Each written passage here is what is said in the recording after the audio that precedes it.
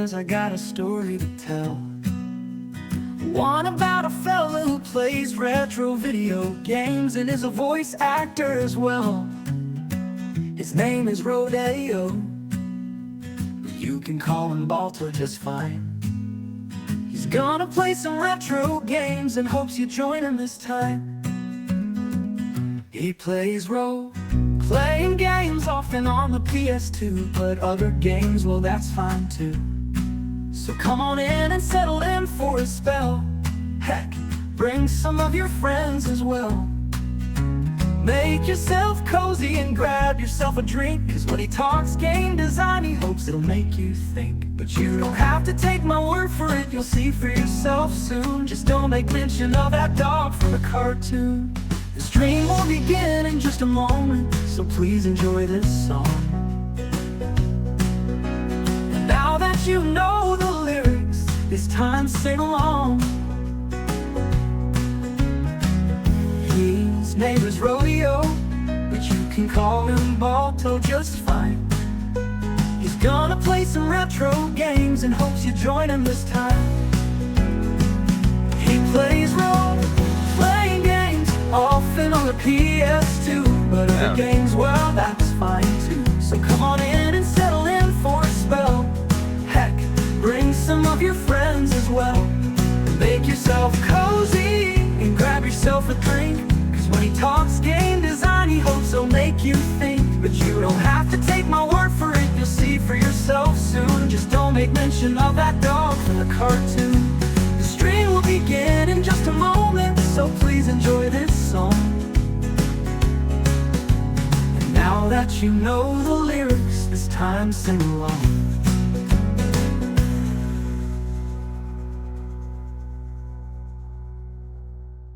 His name is Rodeo, but you can call him Balto just fine. He's gonna play some retro games and hopes you join him this time. We march, we fight, we strike, we flare, with perfect form and fabulous hair. Through war and strife, through thick and thin, we win our battles and look good winning.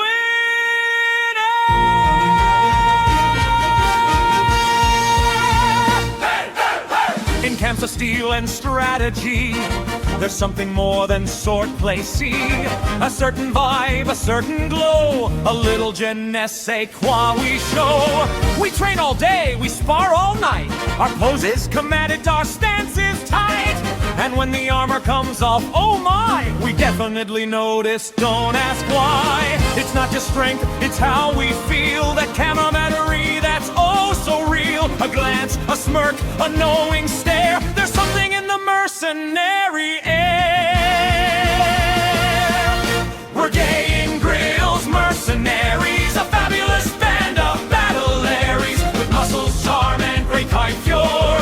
Our confidence is strong and pure. Oh, say what you will, we don't mind at all. We struck through war like it's a ball. In armor bright for casual wear, there's pride and flair in every pair.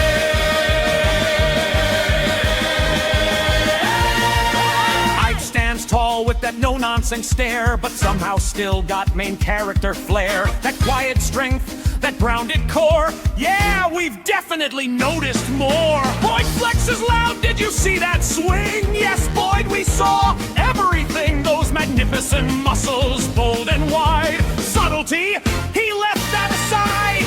Gatry steps in and blocks the light. Those massive pecs, a breathtaking sight. Armor straining, hold the line. That just deserves its own spotlight shine.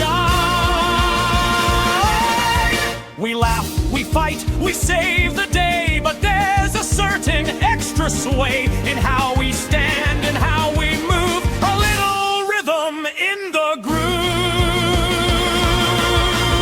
We're gay in Greil's Mercenaries, no room for dull or dreary. With battle cries and stylish flair, we flip our capes and toss our hair. Oh,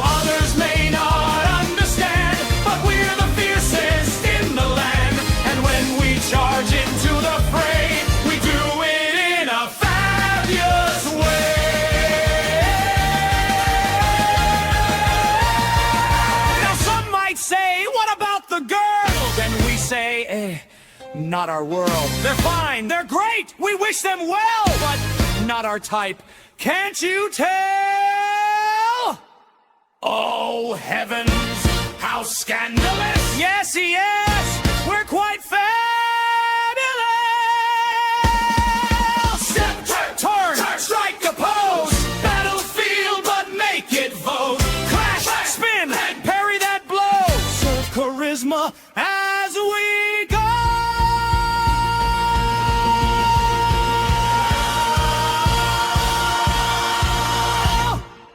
We're gay in Greil's Mercenaries, a dazzling force of visionary. From sword to heart, from fight to flair, their style and pride beyond compare. Through every war, through every scar, we shine exactly as we are. So raise your blade and proudly say we fight with skill and slay all day.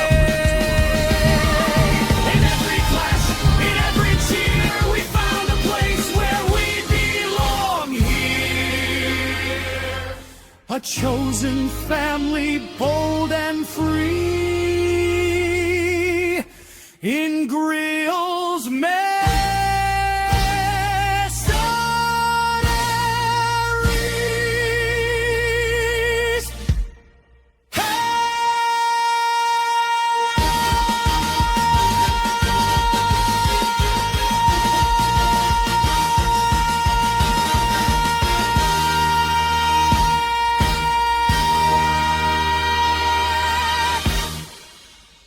Settle on in for a spell, 'cause I got a story to tell.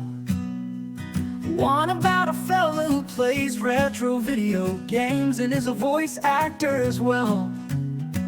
His name is Rodeo, but you can call him Balto just fine. He's gonna play some retro games and hopes you join him this time. He plays role-playing games often on the PS2, but other games, well, that's fine too.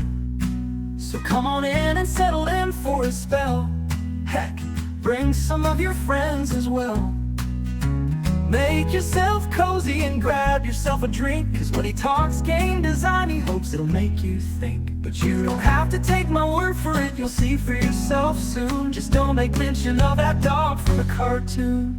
The stream will begin in just a moment, so please enjoy this song. And now that you know the lyrics, it's time to sing along. His name is Rodeo, but you can call him Balto just fine. He's gonna play some retro games and hopes you join him this time.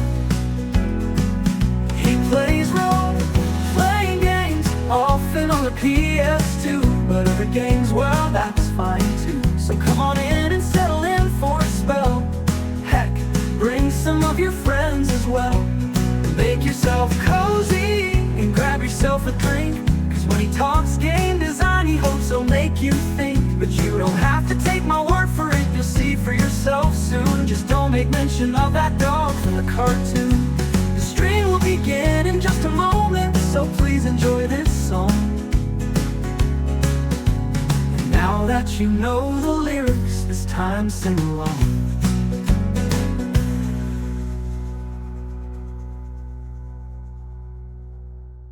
His name is Rodeo, but you can call him Balto just fine. He's gonna play some retro games and hopes you join him this time. We march, we fight, we strike, we flare, with perfect form and fabulous hair. Through war and strife, through thick and thin, we win our battles and look good winning.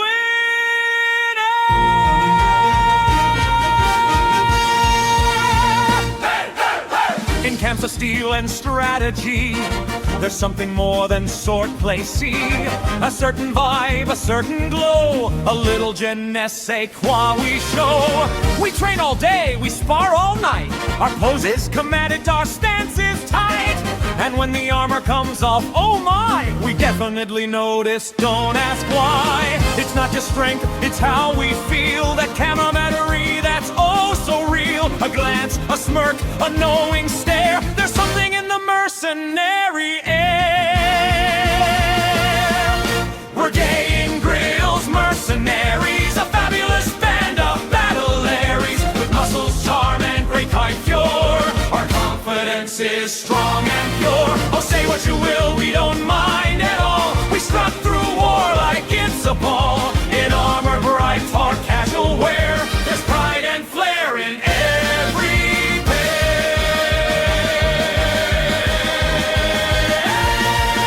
Ike stands tall with that no-nonsense stare, but somehow still got main character flair. That quiet strength, that grounded core. Yeah, we've definitely noticed more. Boyd flexes loud, did you see that swing? Yes, Boyd, we saw everything. Those magnificent muscles, bold and wide. Subtlety, he left that aside. Gatry steps in and blocks the light. Those massive pecs, a breathtaking sight. Armor straining, hold the line. That just deserves its own spotlight shine. We laugh, we fight, we save the day, but there's a certain extra sway in how we stand and how we move. A little rhythm in the groove.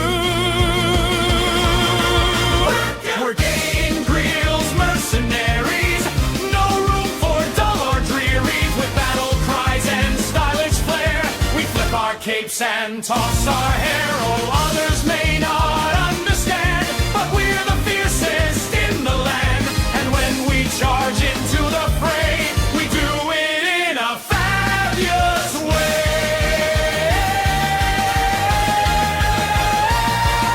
Now some might say, what about the girls? And we say, not our world. They're fine, they're great, we wish them well, but not our type. Can't you tell? Oh, heavens, how scandalous! Yes, yes, we're quite fabulous! Step, turn, strike a pose, battlefield, but make it vote. Clash, spin, and parry that blow. So charisma as we go.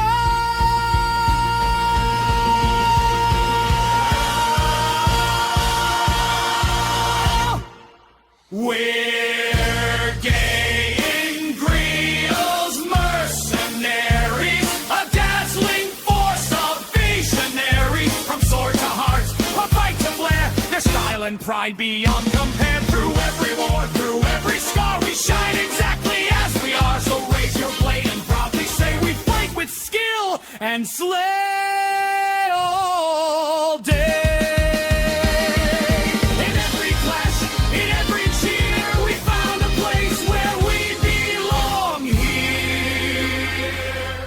A chosen family, bold and free, in Greil's mercenaries.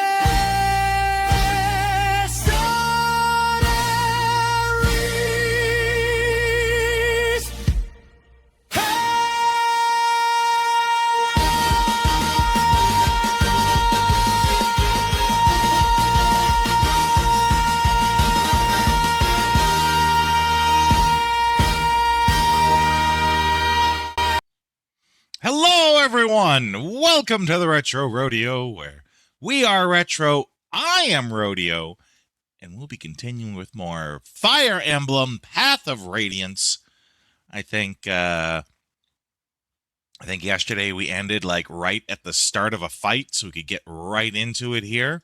Hope everyone's having, as good as a Tuesday as you can.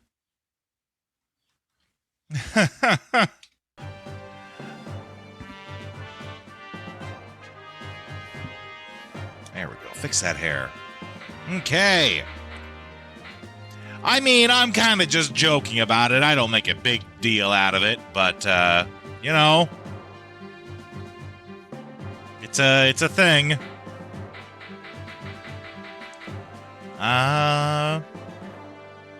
Right, we haven't done anything with this.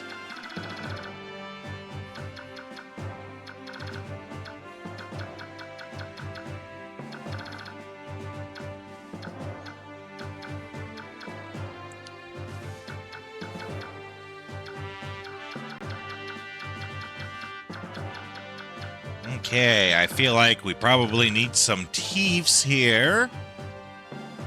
Dated a guy named Raymond, and he hated Everyone Loves Raymond. Yeah. Yeah.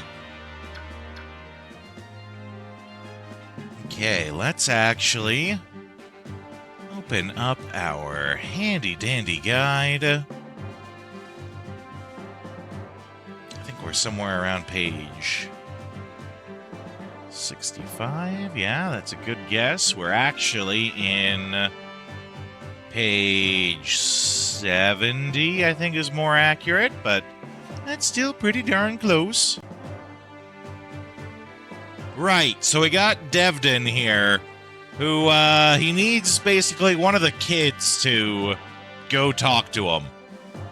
Sounds a lot worse on paper than it, sounds worse out loud than it does, actually, I'm sure. Has an affinity for youngsters, so have one of the kids, after a brief chat, join the ranks. Beat the thief! They have a thief? His greasy head and comb the area for loot.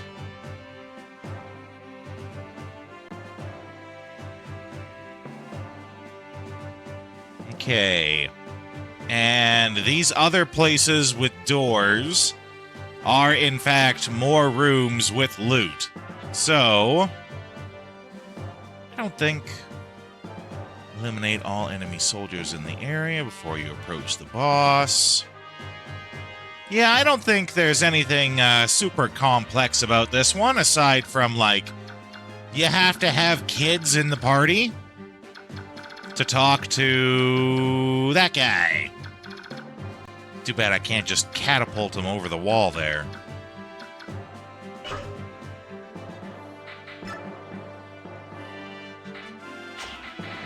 We're also going to want at least one of our thief people.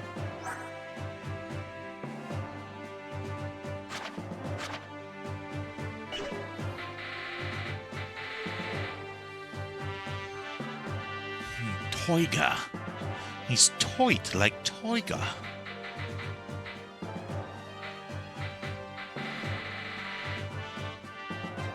Okay. Soren, Lathe. Yeah, we got Boyd. Oh, that's right. He just leveled up, like, to the next next class.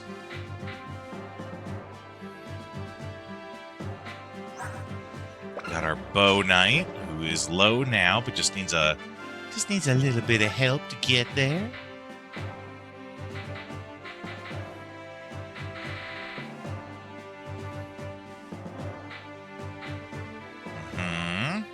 Yes. Yes. Yeah. Yeah. Yeah.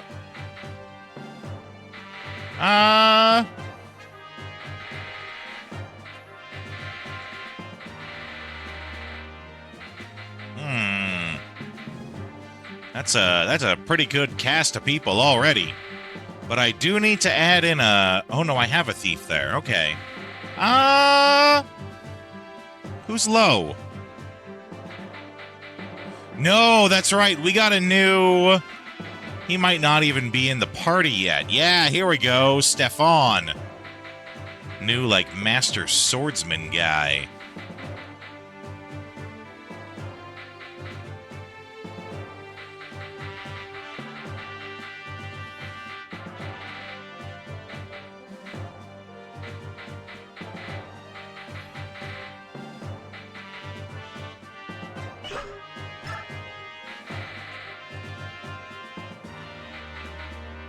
We got, what, 2 healers, warrior. Okay, let's see about the items here. Because I don't think, like, I don't think we're gonna need Lagoo's stuff. Like, there's not a lot of Lagoo's here.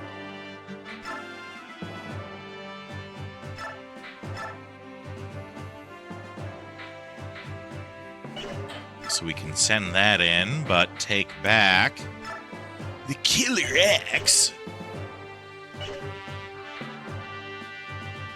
She doesn't need anything. She's good. Again, we don't need to we don't need to have a Lagoo's axe. Or Lagoo's lance, rather.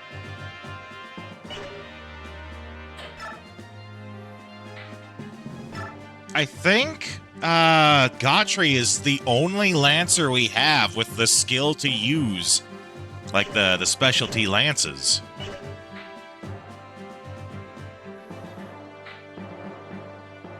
We need Volk here to steal stuff.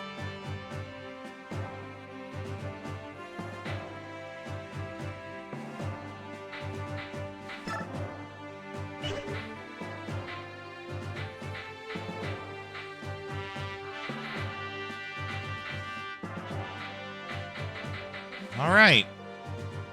So I'm going to make 2 kind of save states, because I remember from us reading ahead in the guide that, like, this turns into like a 4-part fight, and I don't know if that means that I'm stuck with the same party for all 4 parts. If it does, I probably do not.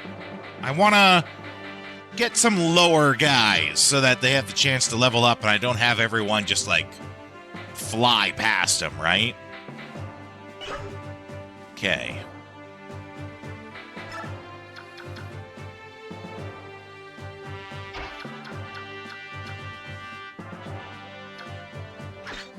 Can definitely put Mist in the back there.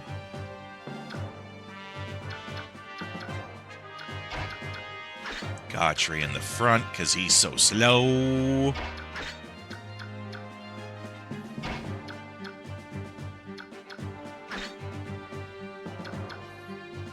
Okay, let's go with this.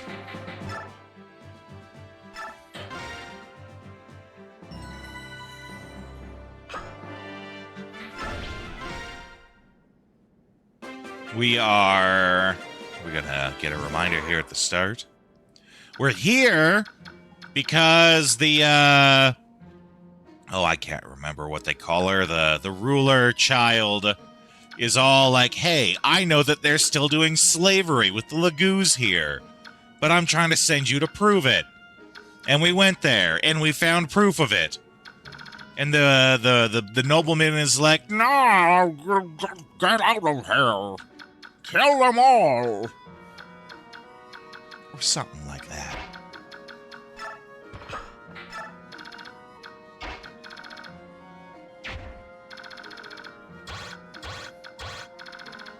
Ooh, those guys got a super fast movement.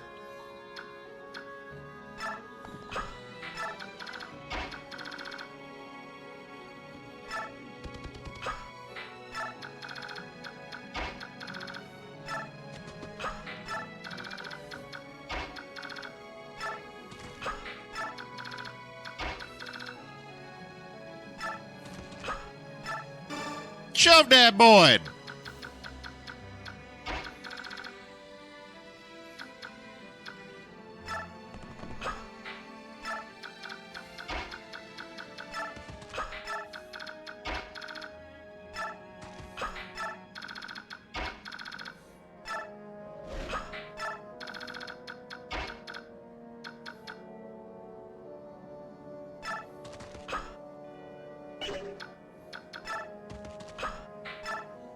Okay.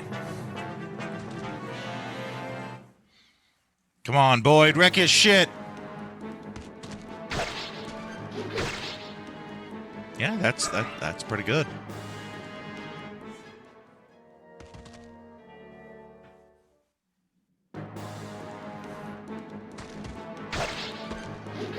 Yep. I think this is how Boyd's supposed to be played, as like a high DPS health tank.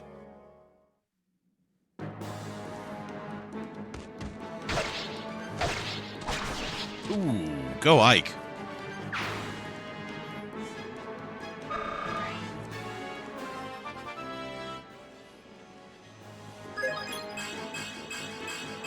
That is a good level.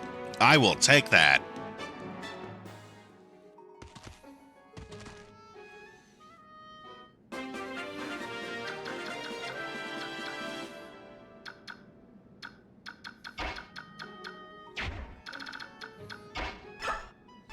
Boyd, my boy.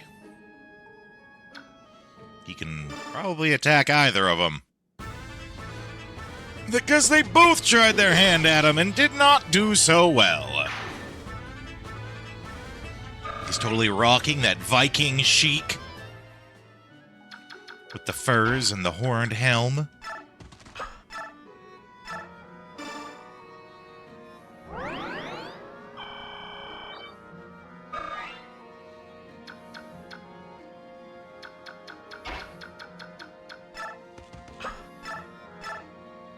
Oh, we can knife him! Heck yeah! Free easy kill!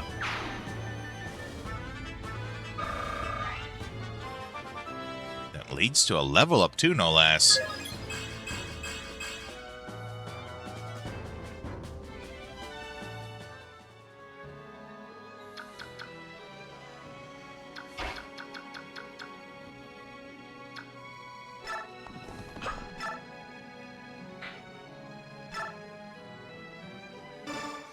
She also could have got rid of the Lagoo's bow, but who knows? Maybe a Lagoo's will pop out somewhere.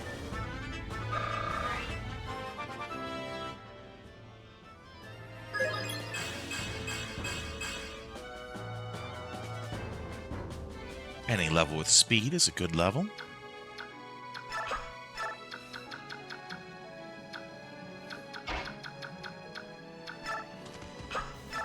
Howdy. Vagrant, welcome in!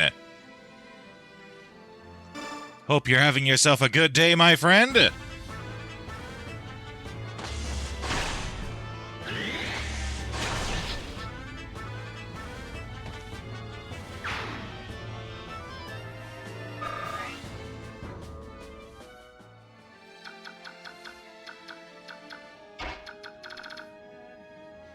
Just sleepy, so a normal average day. I'm good too. I got started. I had a particular video I wanted to have for the do the voice redeem, so I got started on that today. I had a bunch of just, you know, adulting stuff to catch up on. Clean up the place, get the laundry done, make food, just a bunch of, you know, normal getting by stuff. Nothing fancy. I did get to take a big push through Pragmata. That game is just so fun. Although I'm worried about replayability with Pragmata. Very much feels like a game that once you beat it, that's kind of it. You know, maybe you could go back and, you know, like 100% complete it, but it doesn't seem super long, and that's fine. But, gotta be ready for that. The one that I'm actually looking forward to in the near future, I think it's called Starbites? It's kind of a double A. Yeah, Starbites, PS5. It's kind of like a double A classic turn-based RPG with mechs. It's all about mechs on like a wasteland planet. And looks a lot of fun. Looks very old school, and I like that. Looks very pretty. It's got like a anime cell shading style to it, which I've always loved. Very, very colorful, very fun. Yeah, actually. Front mission, but not strategy. Not strategy RPG, just like classic turn-based RPG. But yeah. Front mission, but it's very high energy, bombastic, like, let's say front mission, but it's got, like a Jet Set Radio vibe. Like how Jet Set Radio is all high energy and cell graphics and colorful and wow.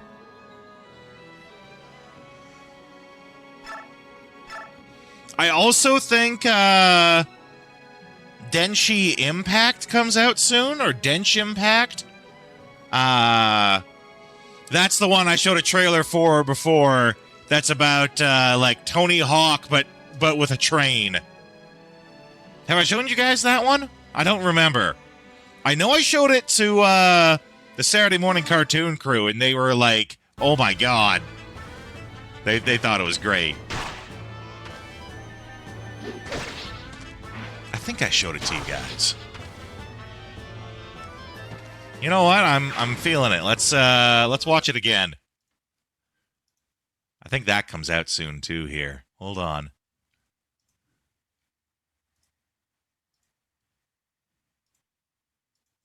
Let's see. It's called what? Yeah.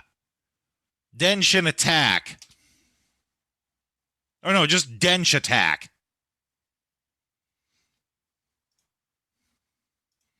It's just a quick little. You know, I started thinking of that because I thought like, you know, games that you'll play and you'll play them and then when you're done you won't play them again. Where is?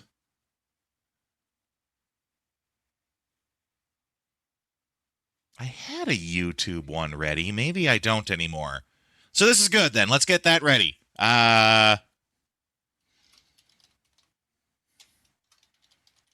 YouTube watching. This is going to be... Oh, boy. That's dangerous. No, I'll have to do this in a different way here. AGB, welcome in!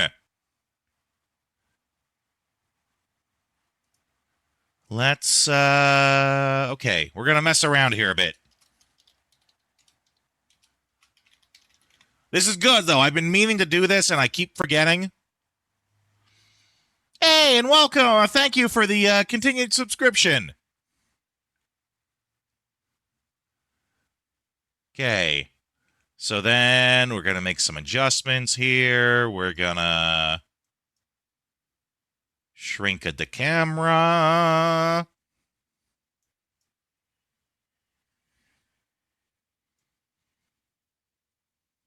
A whole year. Is that where you're at? I didn't see. Where is it? Where is it? I'm working on stuff. Shut up and take my free subscription. There's the video. There you go. 12 months. The streak is it's nice, but it's not necessary. Okay, window capture. Yeah. This is YouTube window. Because then we tell it to capture that. Capture the audio. We'll shrink this down a little. Put it there. Okay, be sure to tell me if you guys can hear this or not. You should be able to, but, you know, you never know. Things get goofed.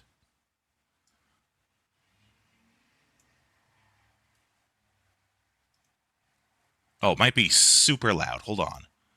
Let me make sure I don't blow your ears out. There we go.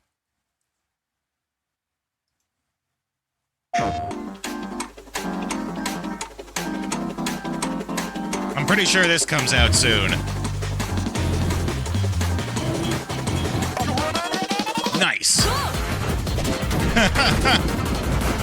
It's like Tony Hawk, but you're controlling a train.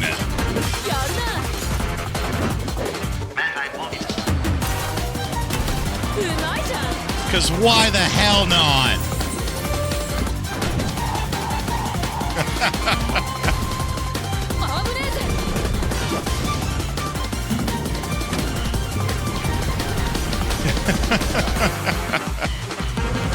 Looks like it's got lots of stages, though. Oh, yes, of course. They all combine to form a robot. This is just standard fare. It feels a bit Jet Set Radio, that's right. I'm sure it was an inspiration. I hope so. I hope it has customizations. Okay. That's good, though. I got the YouTube thing ready and going again. Crazy idea. I love it. That's right. How was the old school RuneScape there, AGB?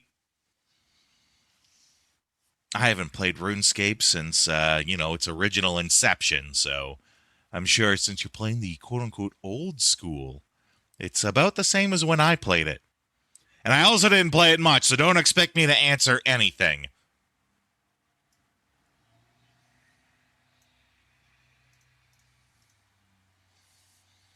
Level 3, trying to do the waterfall quest. Oh, boy.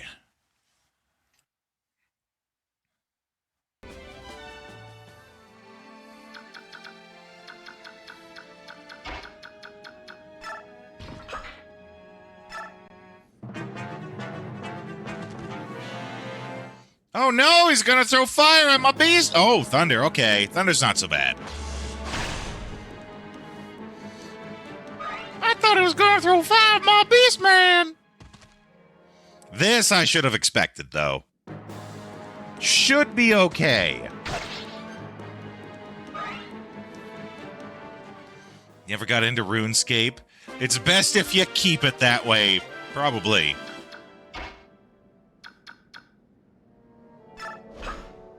The Sully meme? Oh, boy. I don't know if I actually wanna. Sounds like some sort of trap.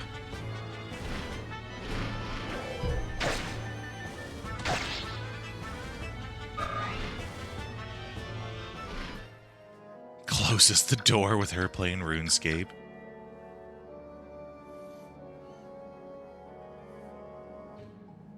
They work for the rails. Post the game in our Discord so they can get some work experience.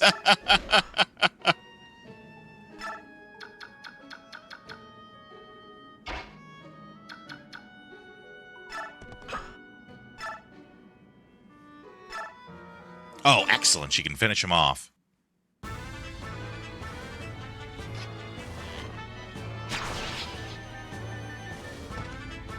Ah, boy.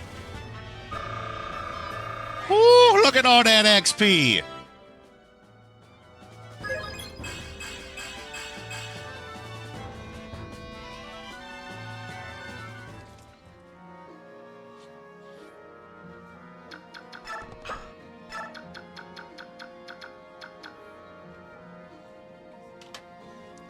No, actually, we already have the best of subscribers. Kind of feels like Vanillaware. Yeah, actually, that is a good descriptor for it.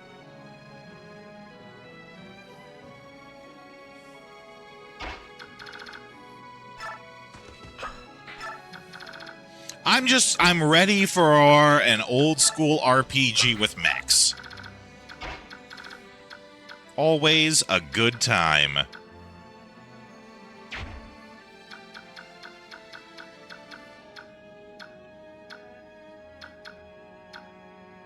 It's too bad I can't.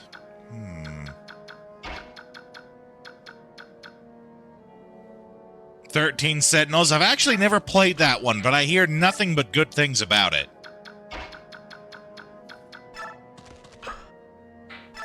Yeah, that's what I hear. Ugh, get shoved.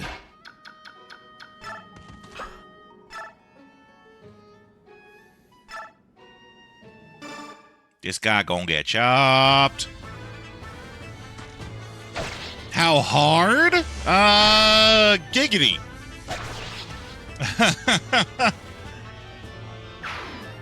Well, let's see. I might already own it? Question mark? Not sure on that one.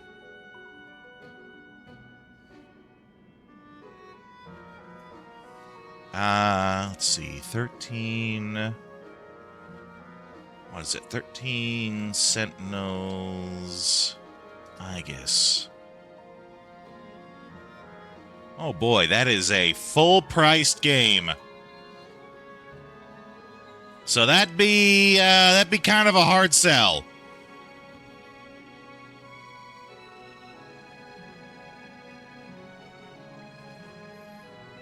That is a full-priced $80 game.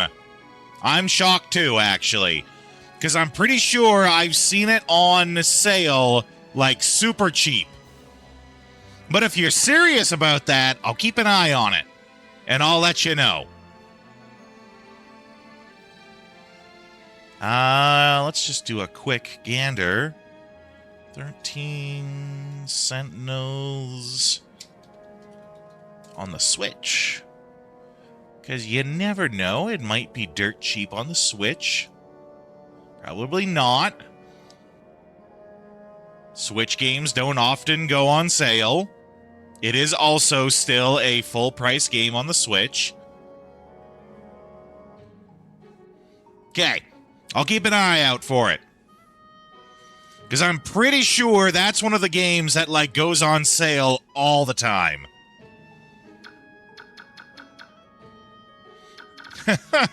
Oh my god, okay, so... Speaking of hate, it's actually, surprisingly, not Nintendo that we need to talk about for hate today. And this is a thing we have to discuss.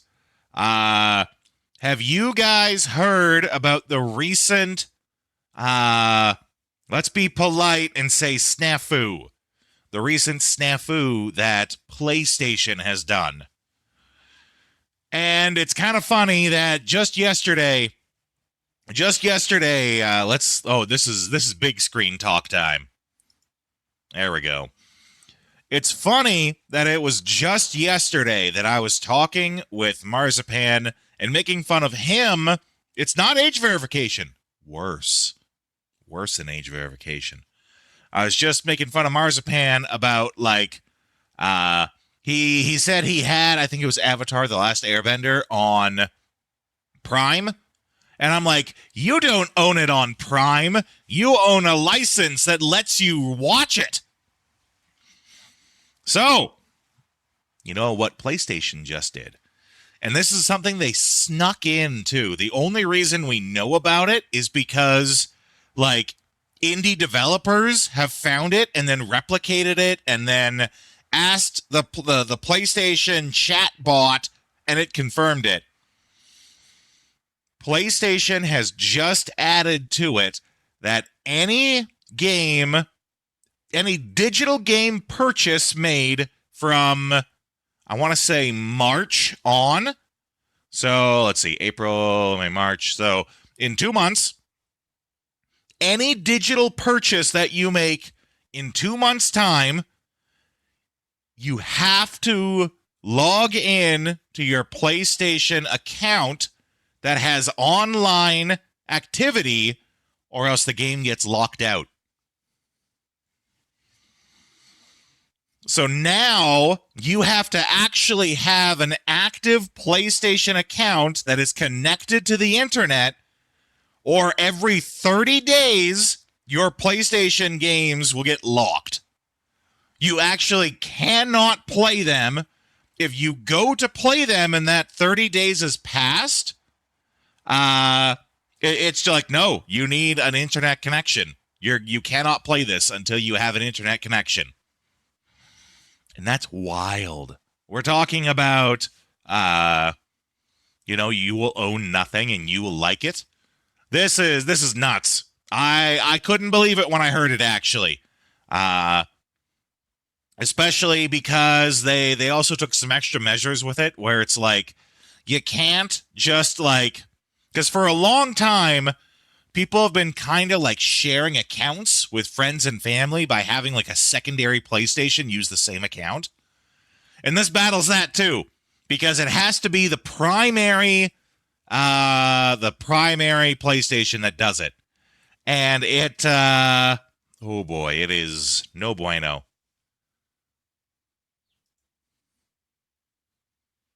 It is most certainly no bueno. While I'm here, I'm just going to check something. Well, how do you? Okay, that is working. Good. Yeah, make the services worse. In shitification. My job is to make everything shitty. Succeeding. And there are people who are saying this is the line, right? PlayStation has been crap for so long, and they're saying this is the line. Cancel your PlayStation Plus now. Which, you know, I stopped paying for PlayStation Plus back in December. And, yeah, if buying isn't owning, then piracy isn't stealing. Exactly. I canceled my PlayStation Plus back in December. I let it just run its course and run out, and I have no inclination to renew it. So I can't fight back. I already did fight back. But I couldn't believe it. It's wild. Absolutely wild. And they tried to hide it too, right? This wasn't a big announcement. They didn't make it clear that this was going to happen. They 100% tried to sneak this in without anyone noticing.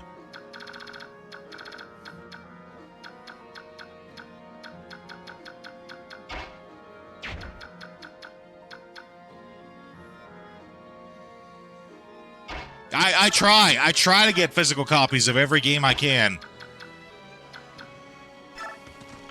Slimy ass corpos, right?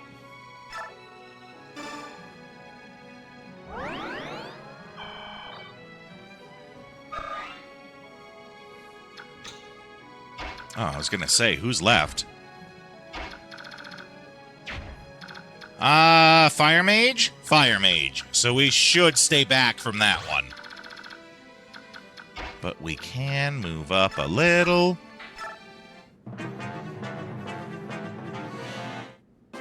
Until Stop Killing Games clamps down, right? Oh my god, I have nothing but respect for that guy.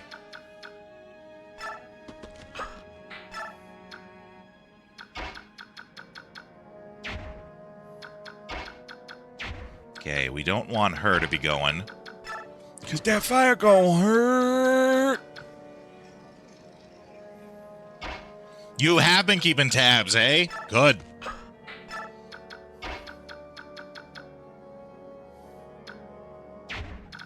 What about this guy? Yeah.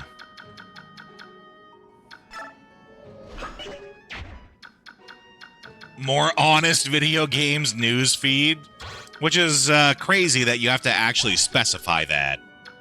You shouldn't have to.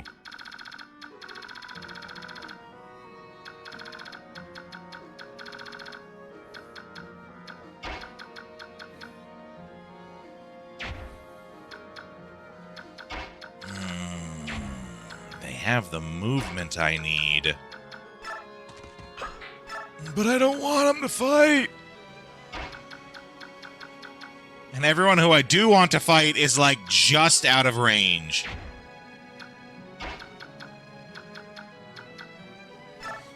And you can't shove people who are mounted.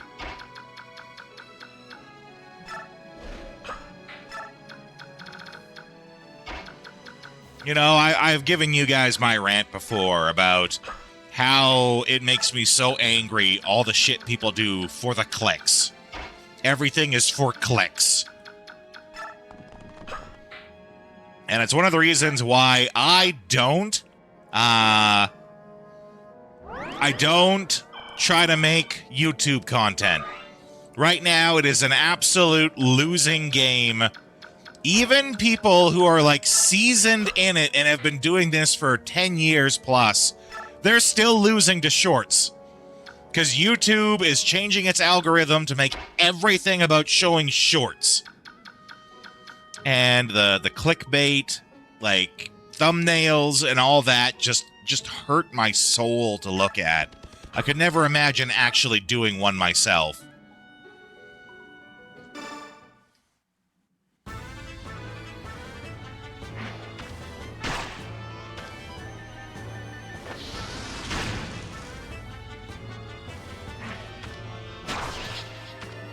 An option to hide the shorts? I hope so. If that's true, I would do that. I mean, I don't watch shorts, or I very rarely watch shorts, so it wouldn't affect me much, but I do know there are workarounds, like if you want to see stuff from your channel, but it's an actual work to do. You like the VTuber ones, you watch in moderation, and that's the thing.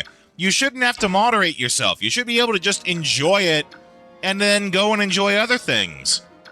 But no, YouTube's got to try to tap into your algorithm. Fuck, I hate how that's a thing.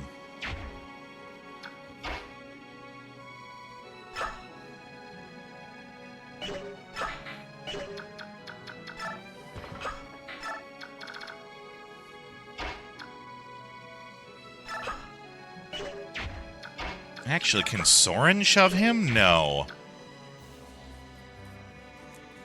They do it in so many ways. That is correct.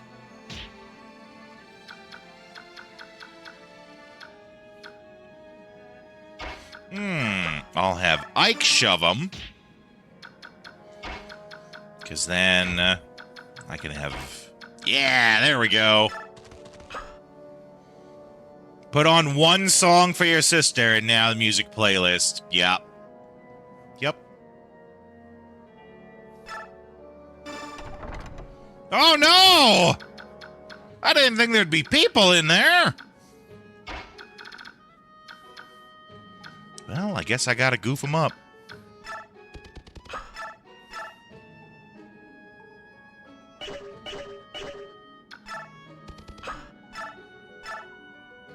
Oh, she can goof that guy up, too. Get wrecked.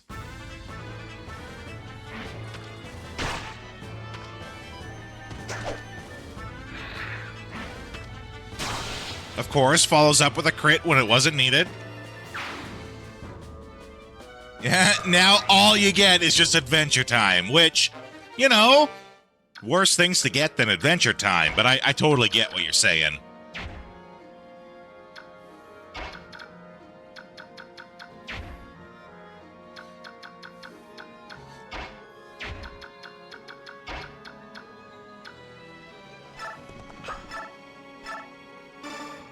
Please, YouTube, I watch many different things. No, no you don't. Yes, I do. No. Have some more Papa Meat. Which actually I've been watching through a bunch of Papa Meats lately. They're all great. Though I wonder, I just watched one earlier today. And it makes me have to ask all of you guys. Am I... am I hashtag Millennial Core? Am I hashtag Millennial Core? I saw his video on that, and I didn't even know this was a thing. But according to him, they all are. There is no exception. Everyone is hashtag Millennial Core if you're a millennial. Which I am a millennial. As much as I hate the title, because I'd much rather be called Gen Y.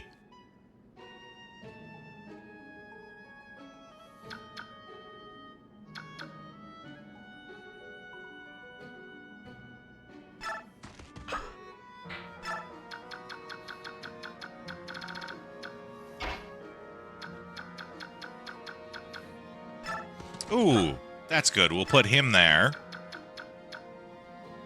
And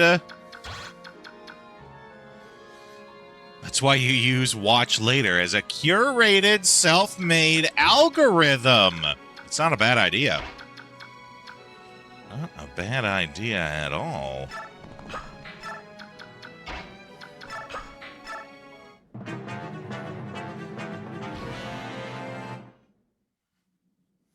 There we go.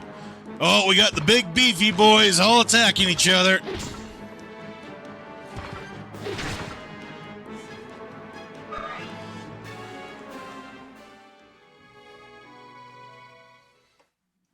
He's going to attack there, which I'm okay with. That's why I'm okay with that. I knows what I likes, and I likes what I likes. And I don't likes nothings else.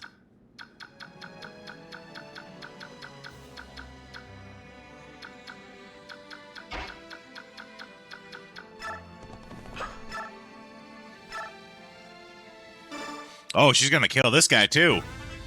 Which is great, getting that double XP. Like getting the killing XP on the person who gets double XP. Woo! Look at that whole level she got!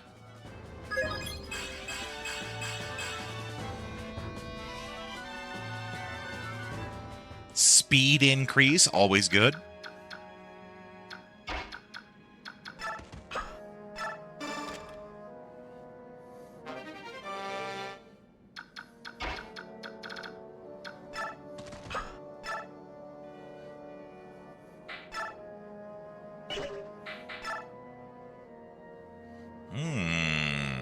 Sure, let's see how this guy goes.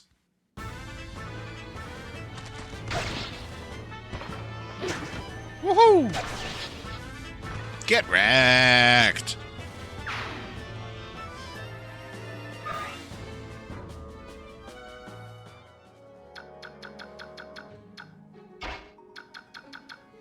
Is anyone else hurt? She's kind of hurt, but not really.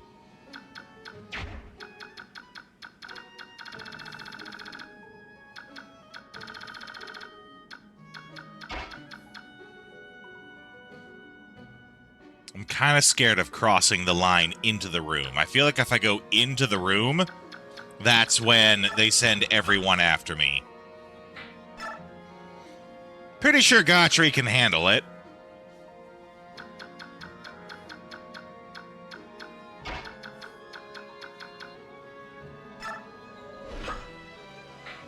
Jill will send down there to get attacking.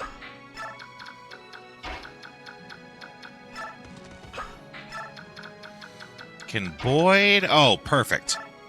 Get Boyd in behind. Give Ike a shove to close that gap.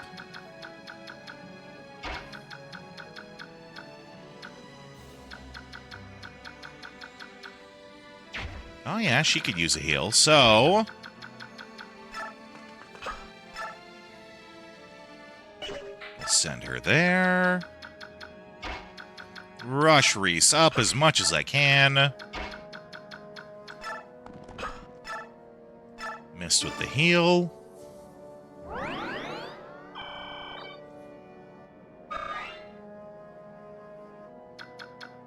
And then in there. Okay, so I was not correct about avoiding the room. I'll still be okay, though. I'm not worried. If anyone can hold the line, it's Ike and Boyd. And by Boyd, I mean Gotri. Very similar names, as you can hear.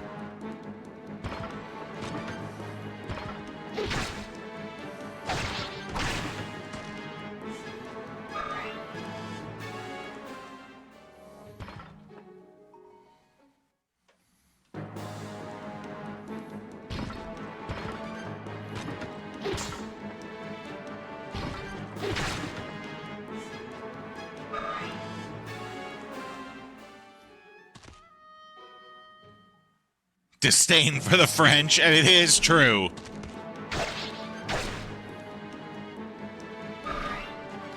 Especially their language. French is a silly language. No one should speak it.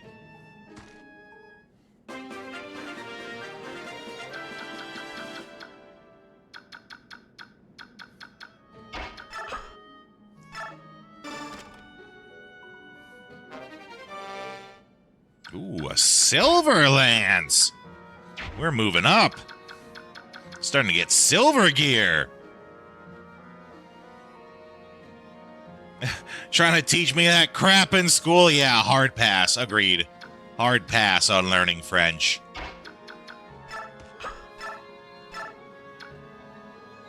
Oh yeah, we're just gonna rock this guy. Let me just call down my friend Thor.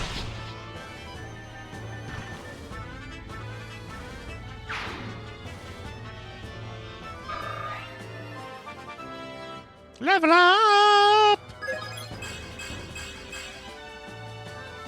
Yeah, magic up is always good.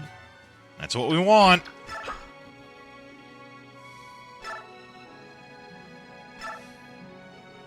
And that's just enough to take this guy out, too.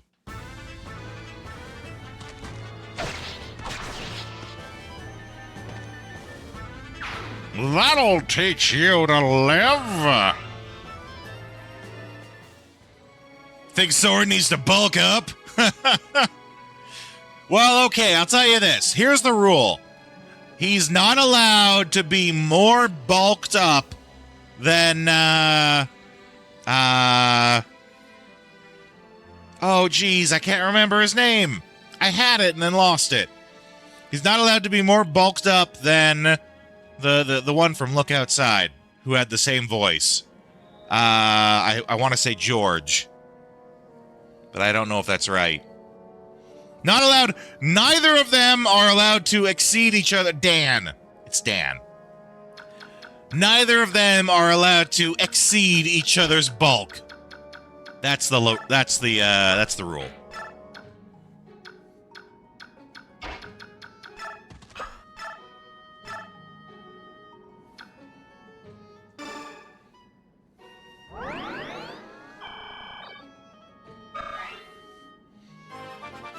Pretty sure Soren already outdoes Dan. Dan, who doesn't actually attack, he just verbally insults you. And does basically mental damage to you.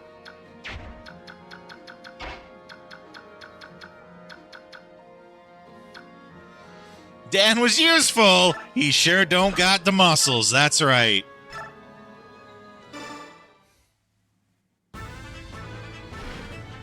Gulps down energy drinks and calls you a noob.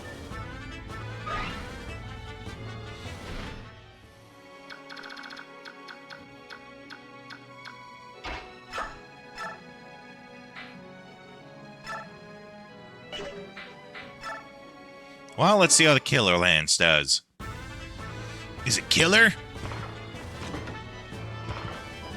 Not quite. Ah, it's enough to level up, though. Oh my god. That painting in the background. There was a painting in the background of some Adonis of a man who I swear he had like 14-pack abs. I didn't even know that was humanly possible, but he was doing it.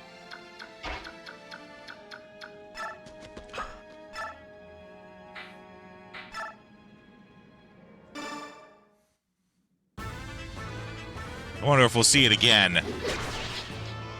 We see it when we look back on our side.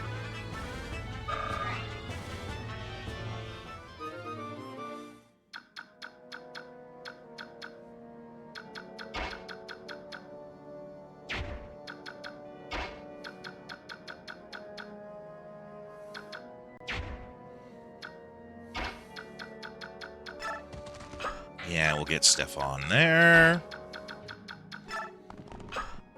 Move Mist up. Move Lathe up. Yeah, they'll hold the wall there pretty good, I think.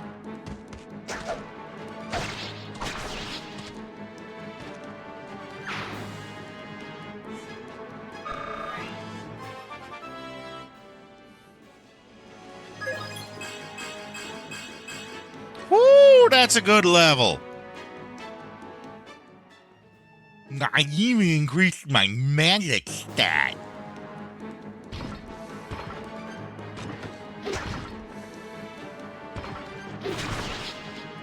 Have yet to see any crits from this Killer Lance.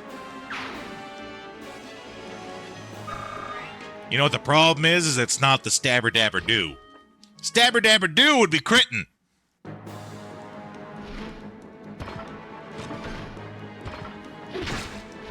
Be literal tricks, right? Like sleight of hand magic tricks. Like up close magic.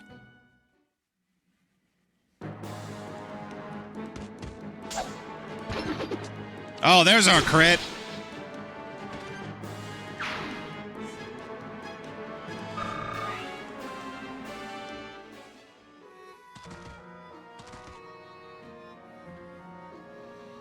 Oh, you bitch.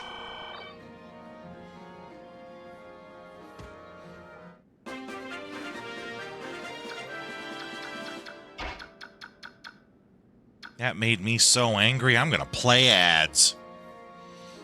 That's how angry I am at that. It just feels dirty. It feels dirty when the enemy heals themselves. I gotta take a minute to recover. I'm gonna run these ads. I'll be back in a minute. For slaying evil and threatening the gods. You really think you can defeat me? Though he won his battle, the woman he loved was lost. I love you. Yuri Hyuga has returned and seeks vengeance for his suffering. In his search for redemption, he'll befriend a young woman. Look at that! Whose passion to save her country will take them on a dangerous journey. Whenever he beats a monster, he takes their souls and then can fuse with them.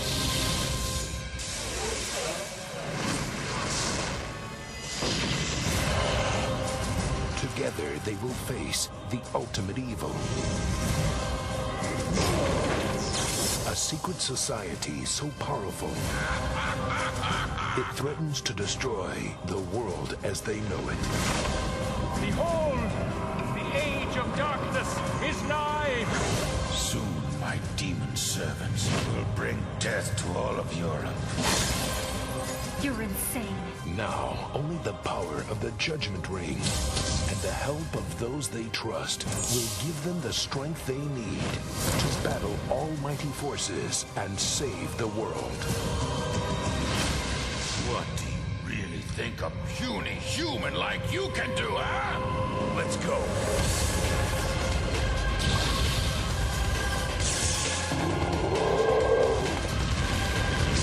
Midway presents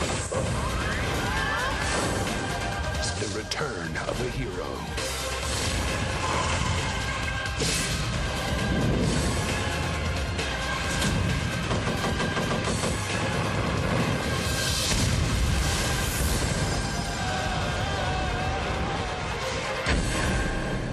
Shadowheart's Covenant. The quest for justice continues.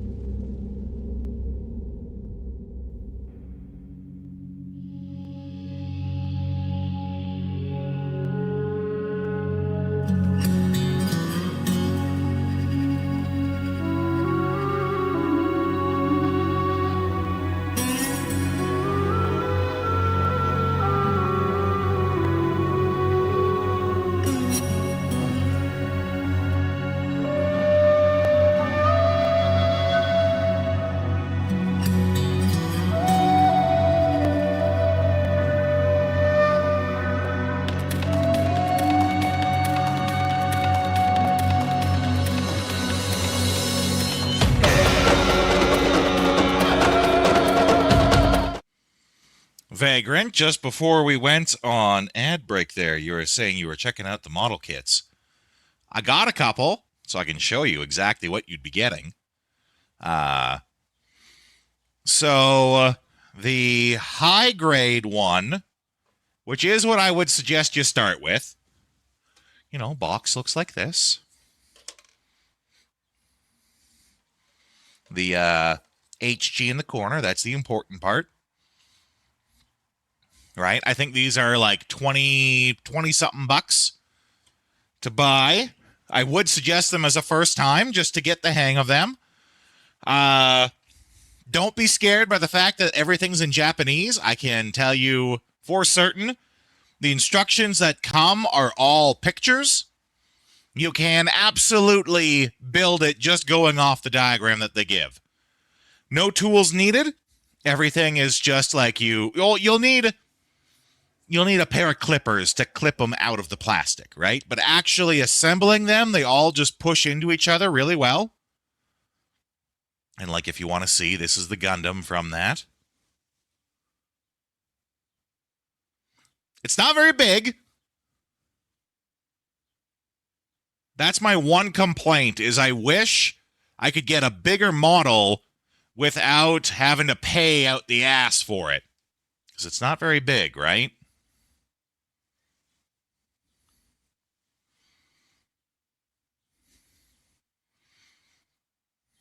But it's got all sorts of stuff for, like, if you wanted to have the beam sabers that he's holding, or the gun, the rocket.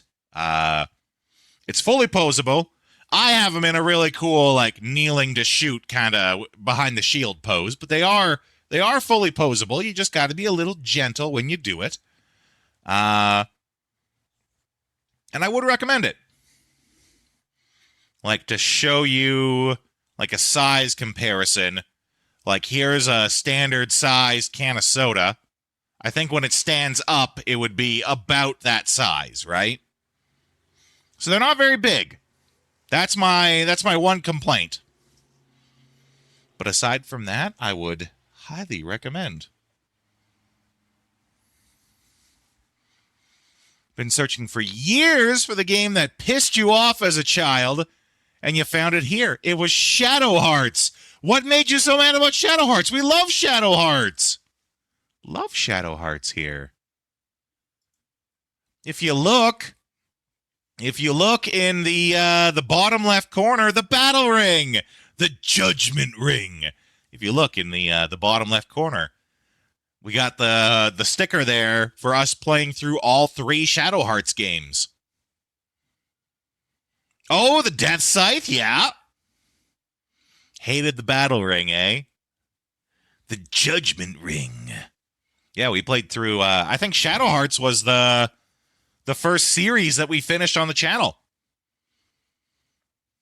And which one did you play? The first one?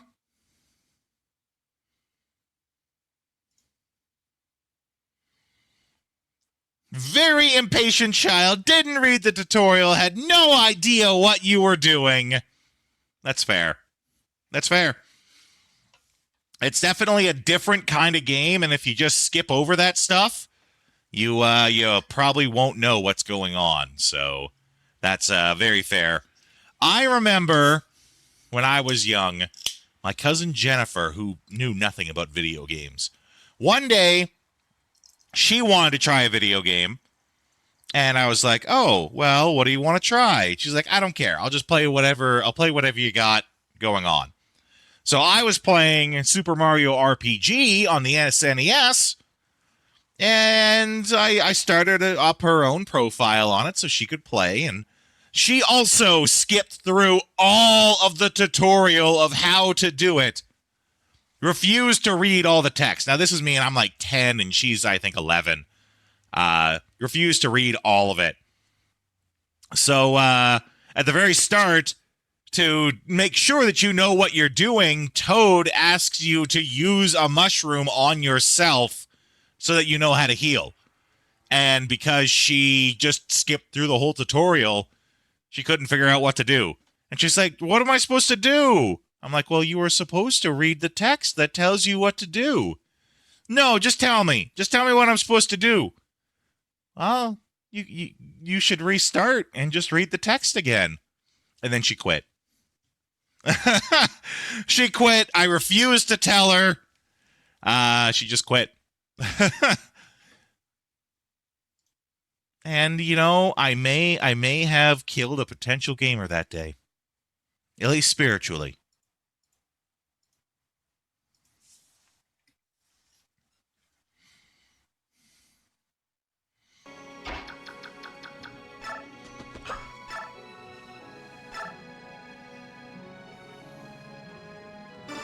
We're just gonna chop this bitch down.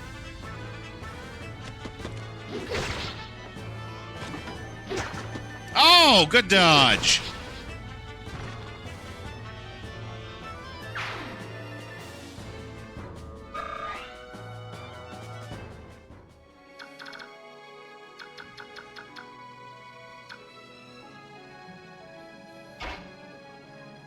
I wonder... Let's make a little save state in case I do this wrong. Is Jill one of the characters that can talk to him? No. But, let's go over here. Try to stab this spellcaster. No more heals from you! Well, that didn't work. They're dodgy little shits, you see.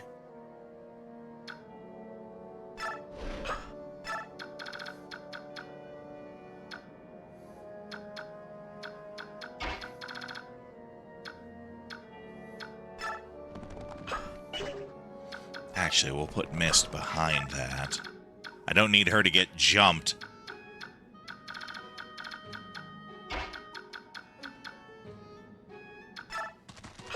Volk, can we have you trade off? Yeah, there we go.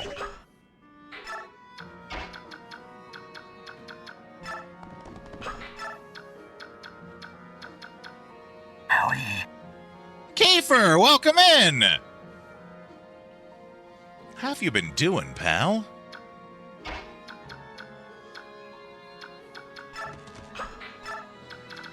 We're here, we're playing some Fire Emblem Path of Radiance.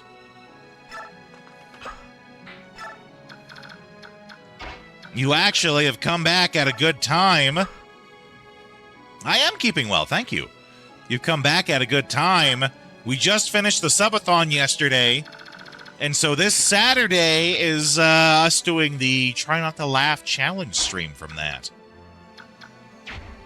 So if you have any funnies or anything like that to submit, and you want to be the person who possibly makes me laugh, because I have yet to crack on these challenges. I am an absolute brick wall that has yet to be broken. You can submit those on the Discord. The cutoff date, for anyone who's interested, the cutoff date for the Try Not to Laugh challenge is Thursday after the stream. Because, you know, Buddha needs some time to put it all together. So Thursday at the end of the stream is the cutoff date for submissions.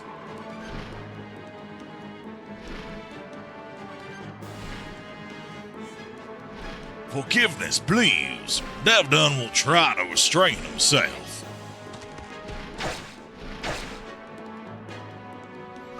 Buddha gifted you a sub, yeah. Buddha actually, he gifted the most subs. And because of that, he gets to... He hasn't told me what he wants. He gets to either get his own custom sticker. Like, we got a couple, like, follower, viewer stickers. He gets his own custom sticker added to all of the TVs, or he gets to pick a game for me to play. Those are the two different rewards that you can get for that.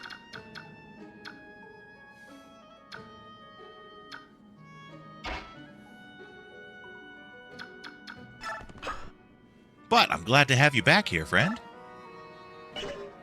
Let's get talking to this guy. Uh-oh. This won't do. The youngsters like you aren't supposed to be fighting, you know. Who are you? Aren't you one of the guards? Devdun is not a guard, little one. Devlin was looking at the pretty garden and was captured. Brought Fire Emblem on the Switch not too long back. Plays like Dynasty Warriors. Oh! I'm not familiar with that one. Well, the punishment for trespassing is to work for a year without pay. That makes Devlin upset. Well, that doesn't seem fair. But there's no need for you to just accept such injustice. The owner of this place, Duke Tanis, he's keeping innocent Lagoose as slaves. He's a very bad man. That is not acceptable. Devlin cannot forgive such callous and unjust actions. So, why don't you come with us then? Let's go and teach the bad guys lesson together. Ah, Fire Emblem Warriors. Got it. Yeah, I've heard of that one. That one I have heard of. I didn't quite... And actually, it makes sense now that I look back at what you said. Putting the words together properly made it click. I think that's a fine idea. Let us make this Duke Tanis pay. Well, okay then.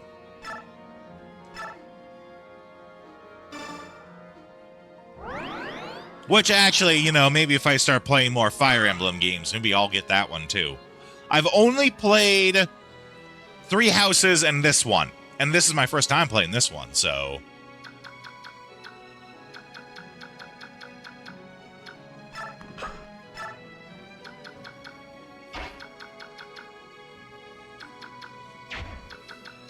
Let's see. We need to get Jill out of here.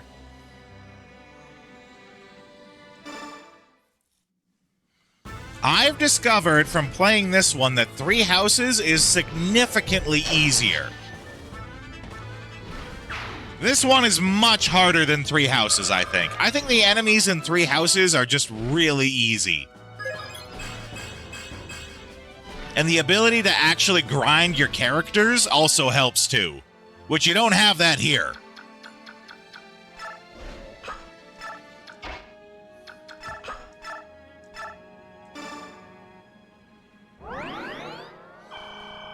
There's a lot more mechanics and stuff going on in these older Fire Emblems than in 3 Houses. I know that.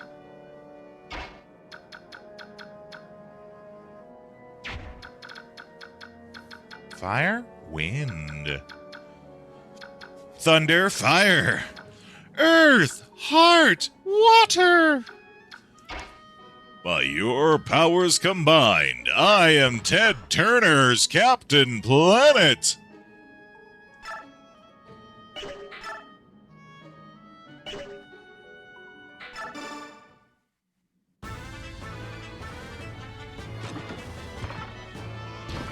Dang, I was hoping for a crit, because now they got 1 health. I hate it when they're left with 1 health. Feels like I got robbed.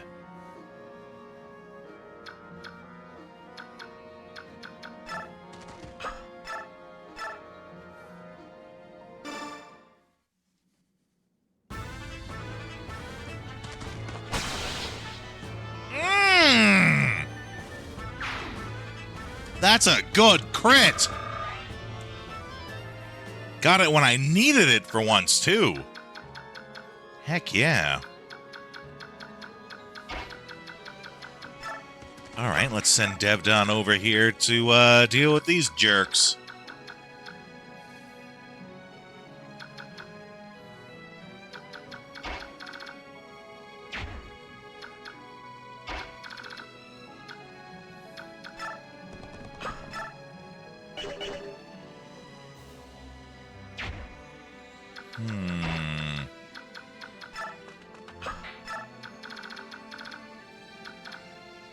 Oh, I should have had... Well, I mean, he took out a guy, so that's maybe not so bad, but...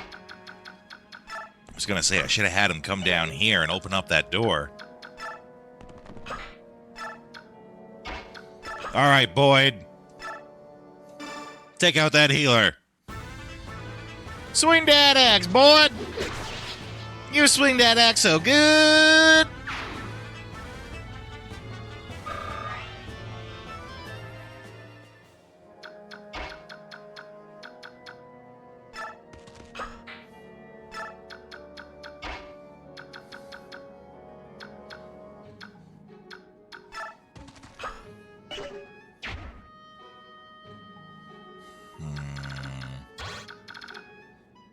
Well, I mean, Ike's up here.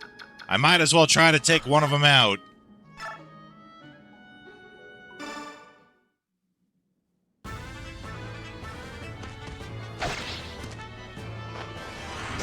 Ooh, good dodge.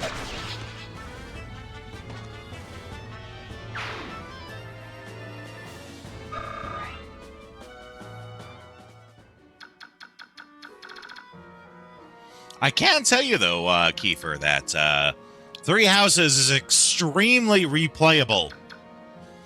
It's not only, like, the 3 houses that you pick that make for 3 different playthroughs, but even within those houses, there's usually a couple of different choices to make. So if you're the type that wants to get, like, the most money out of your game, you could probably play through that game 6 times before you did, quote-unquote, all the stuff, you know?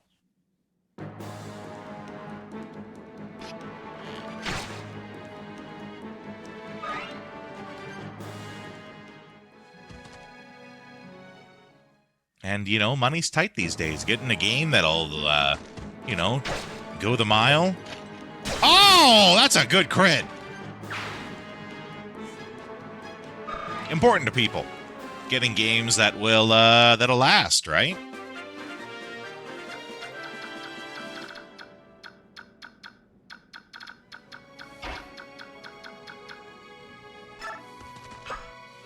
Lately, you're that guy who's buying games, playing them for an hour, get your soul sucked back into RuneScape of all things. Okay. I know that feel. Not specifically RuneScape, but I have gaming ADD too. I also very much, like, I should be playing all these other games that I've bought, and I just keep switching between them. I can't stick with just one game.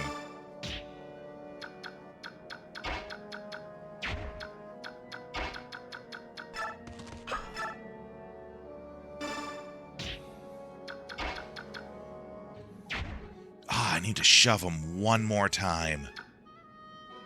Unicorn Overlord's good, too. I have that one. When they're on sale. I mean, that one also frequently goes on sale, I believe. So I believe that. Oh, okay. We can have her.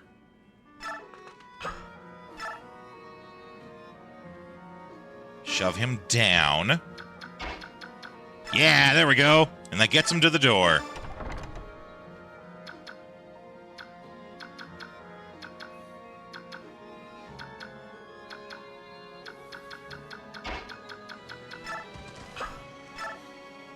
Unicorn Overlord's good, too. We were just talking about Vanillaware games, actually.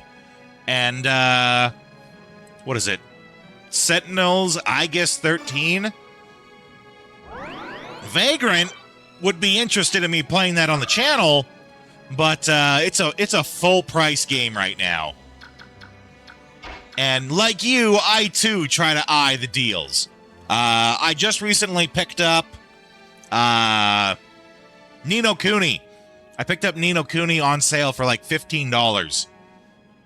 And I think that's what we're going to play after this. So I'm looking forward to that. Because I've never played Ni no Kuni.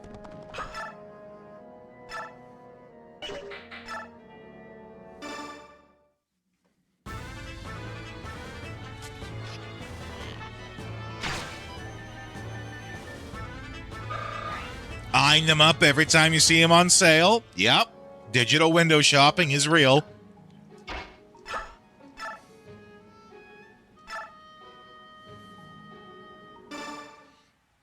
Oh, so a heavy spear is actually good against armored people. So you could have your armored guy be able to take out other armored guys. Good to know.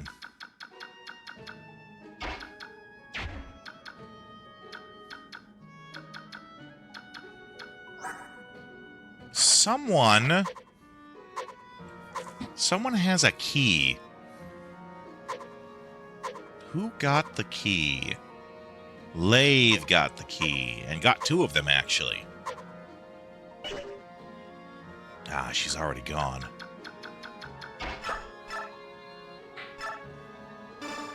Stab that girl with the 1 hit point!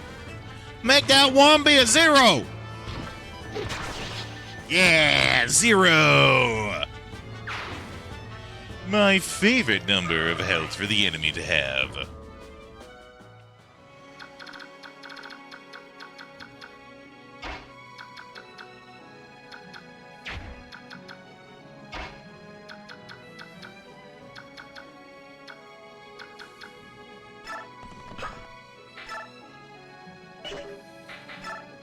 Yeah, okay. So we're gonna trade. We'll take the chest key. Oh, Crow Country, you mean? Not crowd, Crow. That's a very normal typo, I'm sure. Yeah. You bought that not long back. I think I also have it, actually. I think it was one of the last, games I got from PlayStation Plus before I quit. Which, the stuff that PlayStation just recently did with their digital sales is, no good. I can't believe they did it. If you're not following, as of March, the short version is, as of March, any digital game that you buy from PlayStation Store, you now have to log into online to your PlayStation account on your PlayStation every 30 days, or else they lock your game out. So now every 30 days you have to log in on your PlayStation that is connected to the internet, or they'll lock out your game. As of March. Yeah, no joke. People are appropriately outraged, as they should be.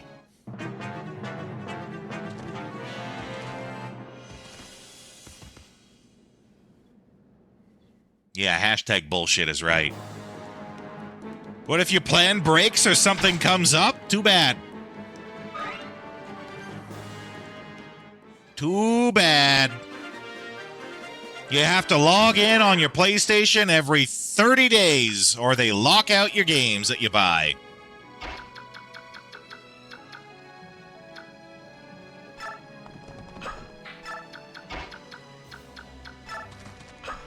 The more realistic one is there are some people, sorry, we speak proper English here.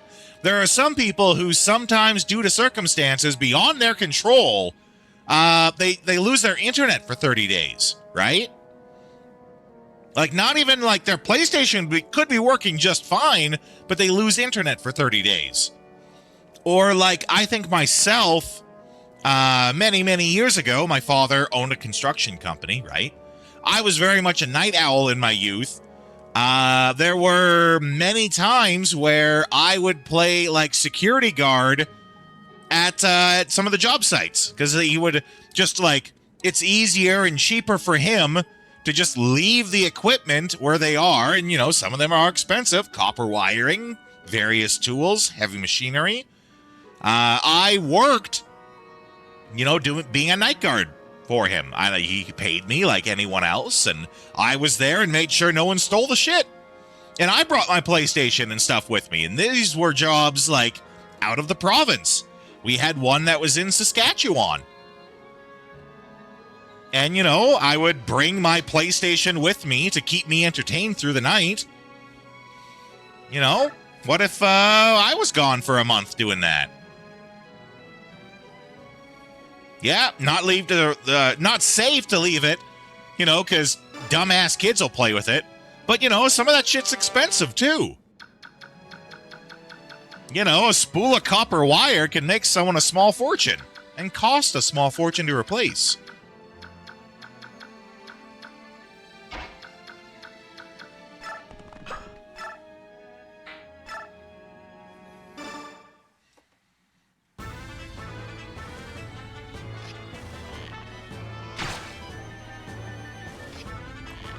Yeah, weigh it in for scrap. Yeah, absolutely.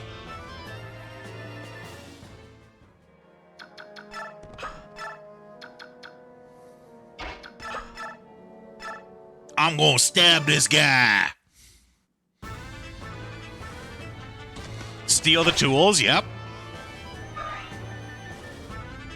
I've already... and I told you the whole story about pre-ordering and how I have to pre-order or else I basically don't get any games. I did pre-order and pre-ordered physical. Pre-ordered the physical copy. Long story short for you, Kiefer, if you're... because I can't tell the whole story. The whole story is long. Long story short, the GameStop where I live, which is pretty much the only place to buy games, if you don't pre-order your game, they will get only one extra copy more than their pre-orders to keep in the store. So, like me, when it came to Pragmata, I was going to wait for the reviews and, you know, see what the reviews said before I pre-ordered and paid for it. I did that. And then decided the night before I called GameStop the night before to get a pre-order, which you used to be able to pre-order right up until the game came out. They wouldn't take it. They're like, no, we reached our limits for pre-orders. We're not taking any more. And they just told me to come in the next day and just come in and buy it.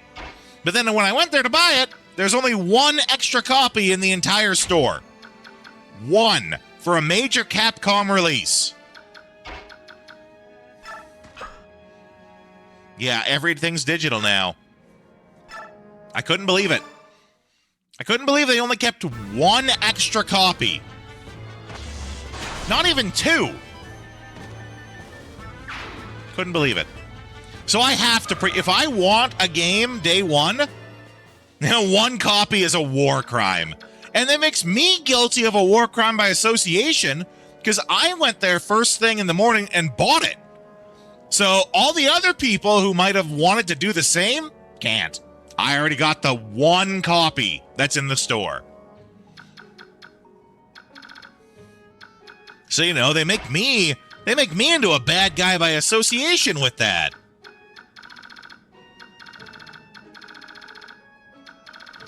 They probably pre-ordered it, yeah, I guess. But yeah, I have to pre-order where I live or I don't get games.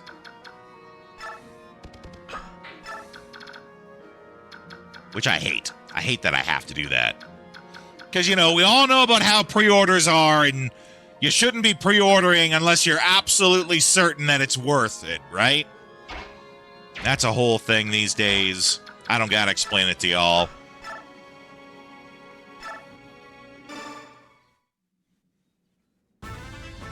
Piss poor logistics. Yeah. I can't believe one copy. Two copies. You'd think they'd get at least two. It just blows me away.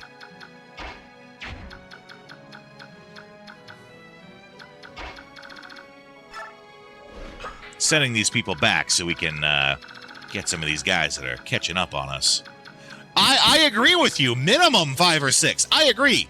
Especially on a major Capcom release. You know, if it was like an indie game or, you know, maybe even a AA game, a lesser title, sure, get only one extra copy.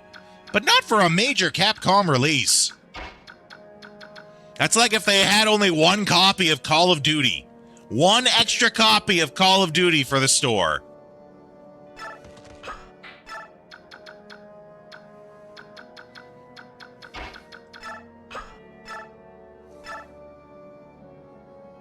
Ooh, this guy gonna hurt. That guy gonna hurt.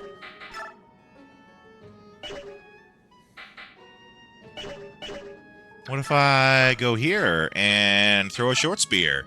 He's still gonna hurt because he got a big spear. What's that on nowadays? Call of Duty 12? There is more than 12.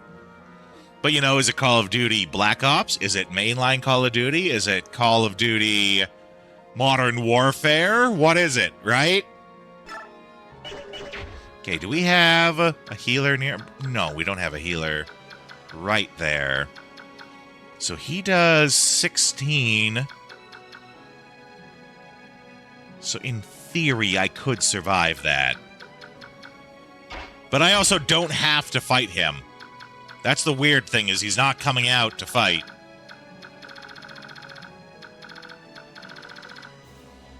Just did the Easter eggs on Call of Duty Zombies. Yeah, those are fun. Call of Duty Zombies is fun. Went from not knowing shit to seeing it everywhere. Oh, and you're talking about, felt really stupid after the game skyrocketed. Anticipated for 5, Call of Duty 5.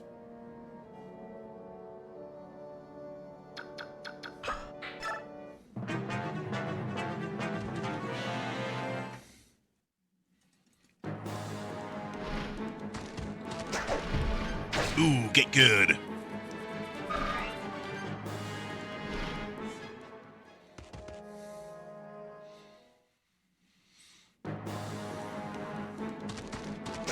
You two need to improve in your skill.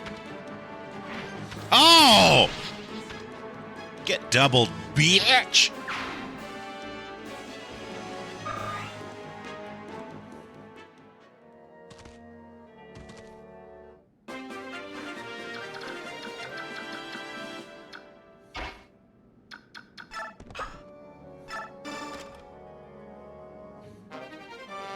Ooh, Dragon Shield.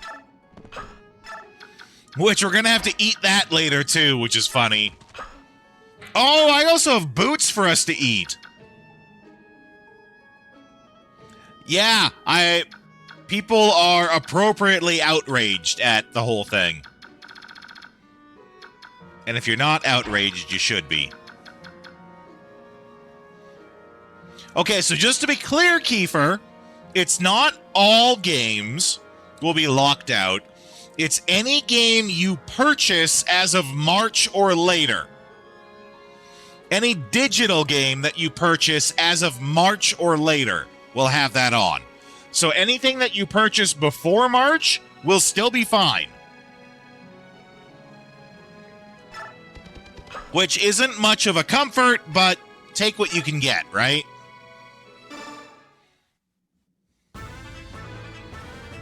Remembering Constance in a support, talking about eating boots.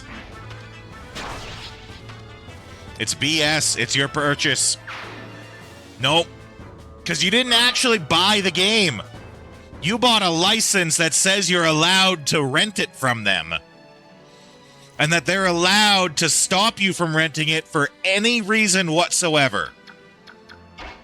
Which, if you didn't know, that is actually how most ESULA, end service user, end user EULA, end user license agreement. But they don't even have to have a reason most of the time. It can literally be for them just for the lulz, and they can do it. Usually.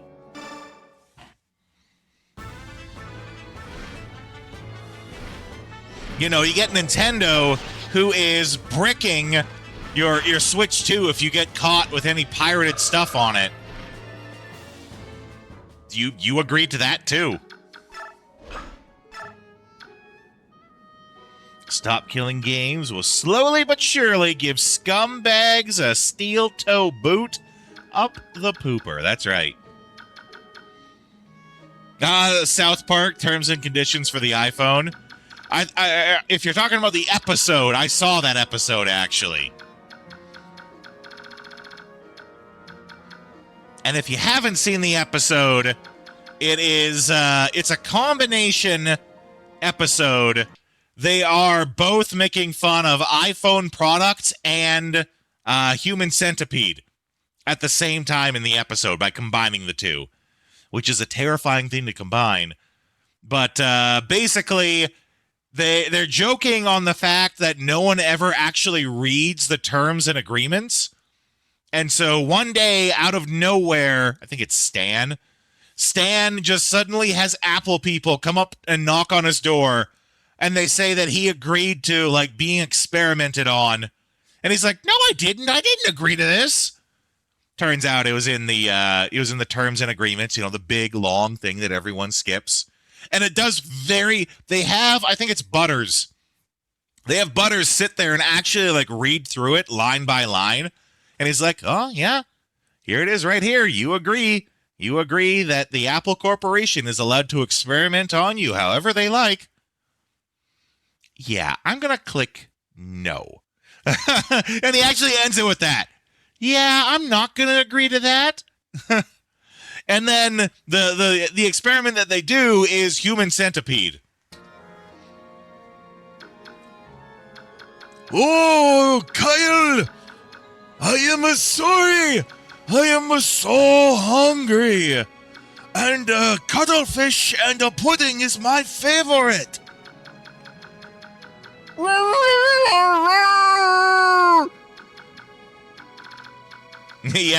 Yeah, I remember that. I remember that episode vividly.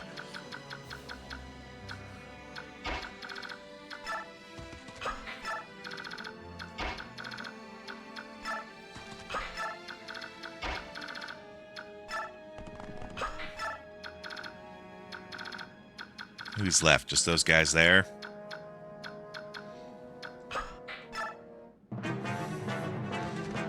Why does it take so long to rob this guy? Jeez.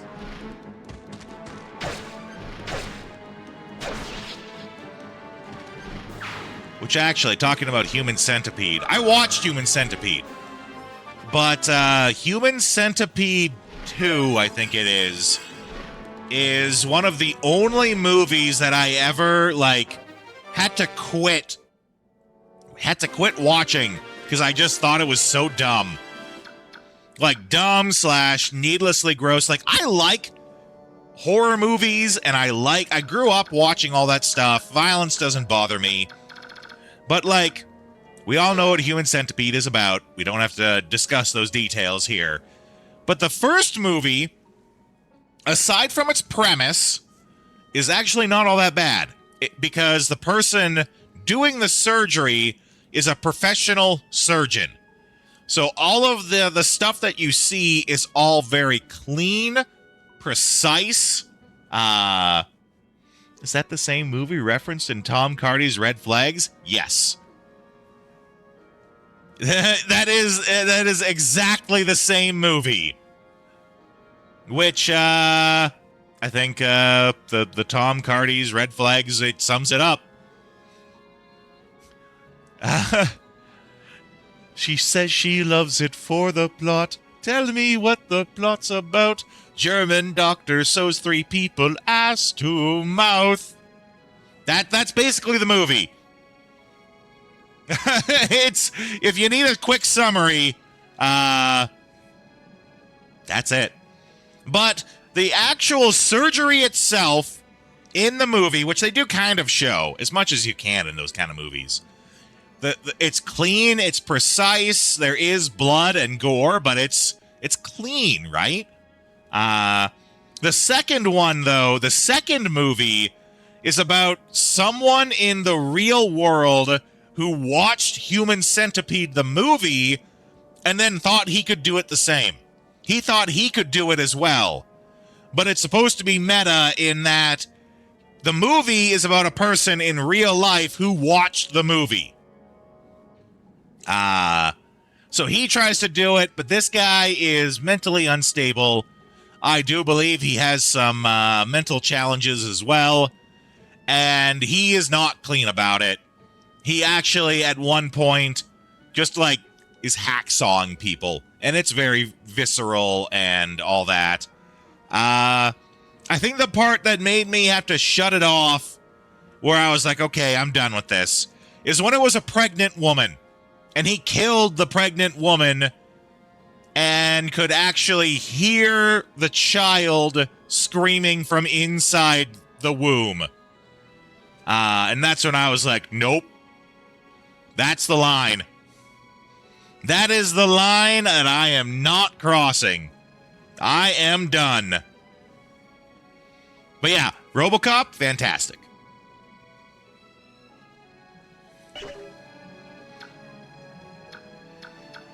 Yeah, don't. And you know, I've watched all of those. The popular term for it is torture porn. They call those like Saw, Hostel, those sorts of things. They're called torture porn. And I've watched all of them, and they didn't really bother me so much, right? But that crossed a line. And I was done. And I watched all sorts of horror movies, right? But that was the line. Didn't know that I had a line, right? Didn't know I had a line that couldn't be crossed. Turns out I do.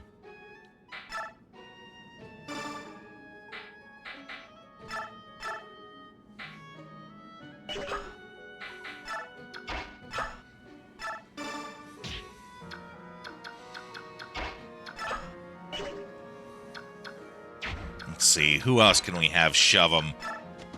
We're gonna make sure that he can get over there.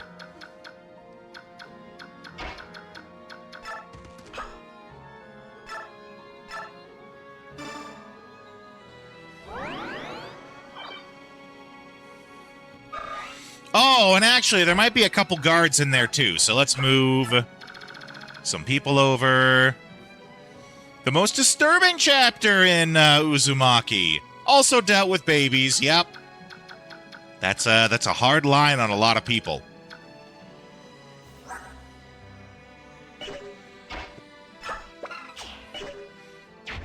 We're gonna have to eat that shield later.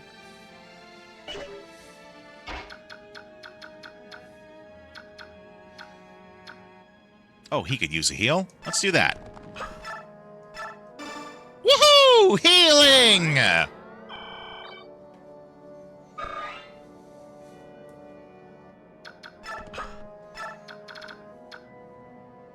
Oh, she could use one too, actually. The babies that stab you in Silent Hill 1, that's different, right? It's not realistic. And it's even visually doesn't look realistic. There is a difference.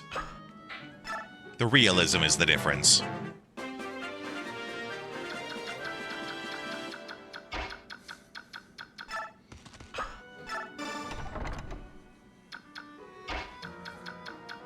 Let's nuke this bitch.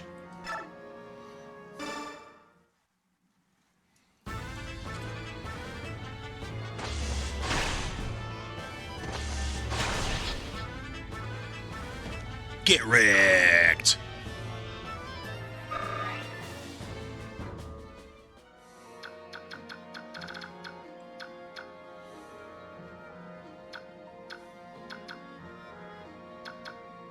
Does she still have a key? Yeah, she does. So let's get her in there too.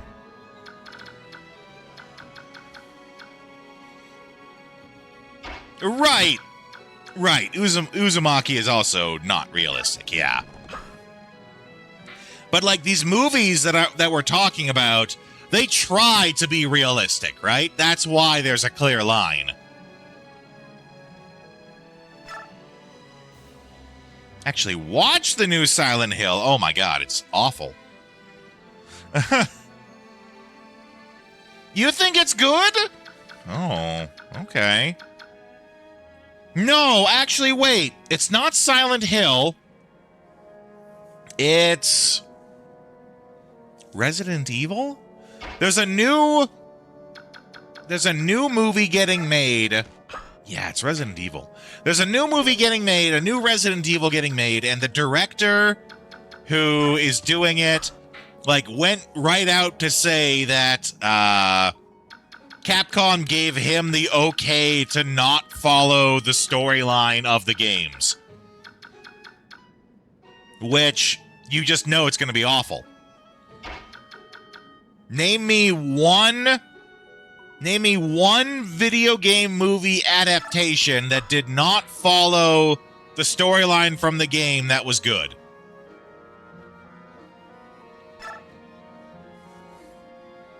That's what happened the first time around. Yeah. And the awful Resident Evil Netflix series.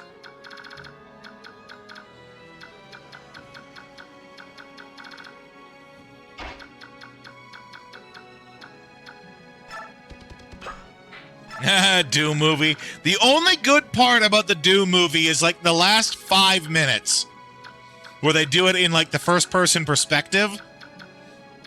That's the only good part of the whole movie. And it's only 5 minutes, and it's the last 5 minutes.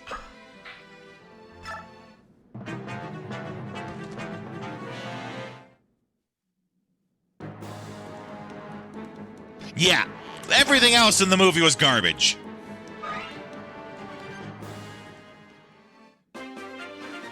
But, you know, that last 5 minutes was so good because it stuck to the games.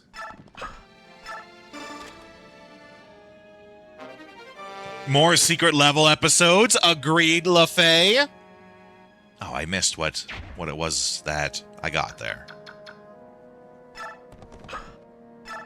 Yeah, secret level's great. Bolting. Actually, I wonder... Bolting might be that really awesome spell that Claude was talking about.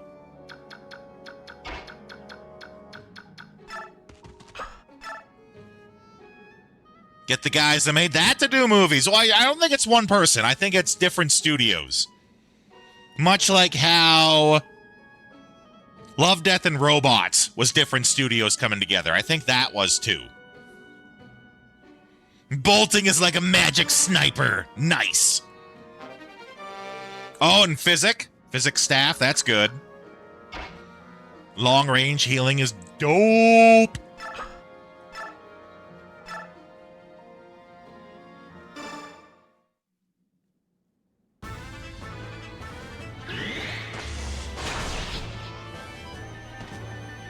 Oh, he's got a killer bow too. I wonder if I'll take that.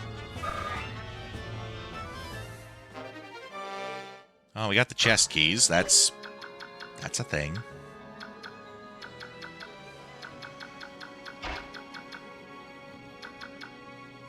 Never miss free XP from heals again. Yeah.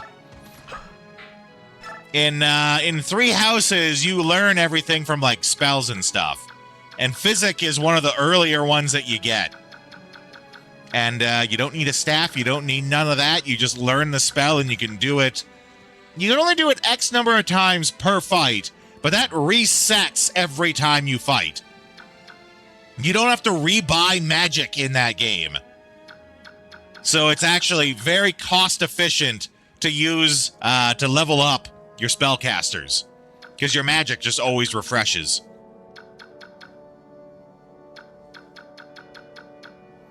Okay. I think that's all the stuff. I'm going to double check on the guide.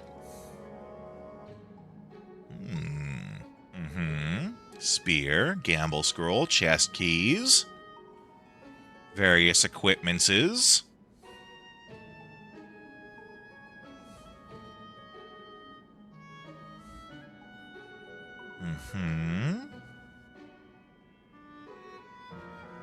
Beat the thief, Devdon. Yeah, okay. That's all the things. Let's beat this guy down!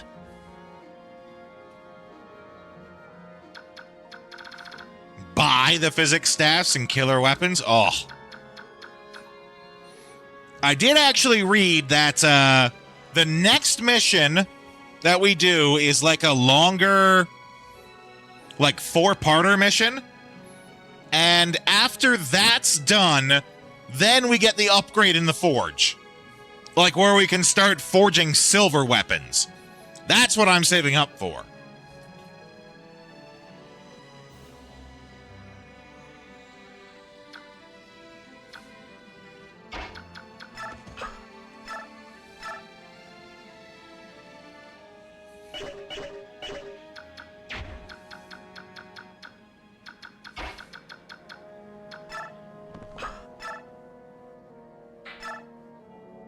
Ooh, that's gonna hurt, actually.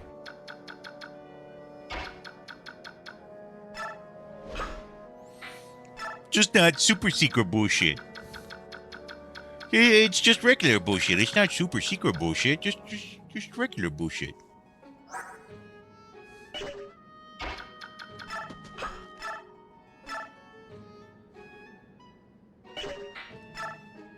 Let's see if we can killer axe this bitch. Kill him dead. One hit. One swing, one kill. This is the domain of my master, Bishop Oliver, the Duke of Tanis. You will learn that no one impugns his honor and lives to walk away. Oh, he's gonna do it. Gold.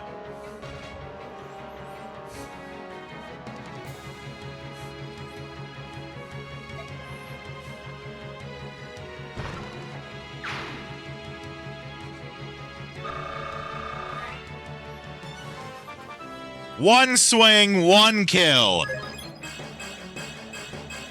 Strength and speed in the same level. He earned it. You earned that one, Boyd.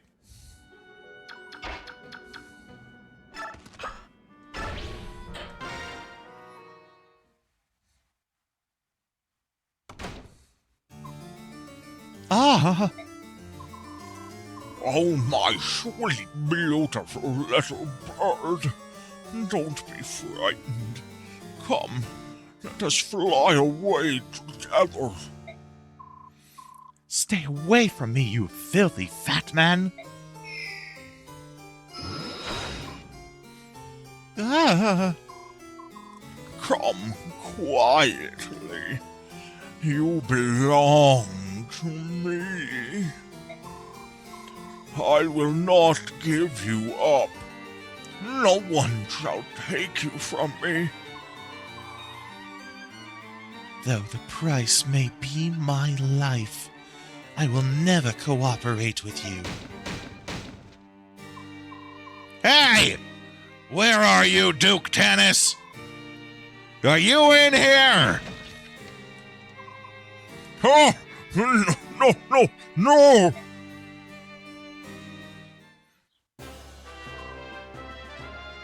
Duke Tanis? Who are you?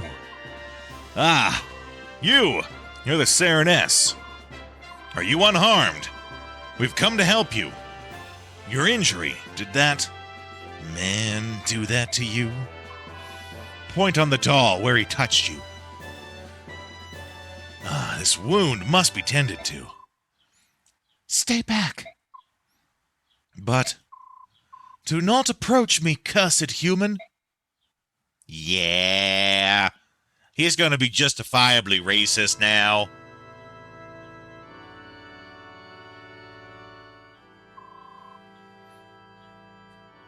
The Greil Mercenaries have returned.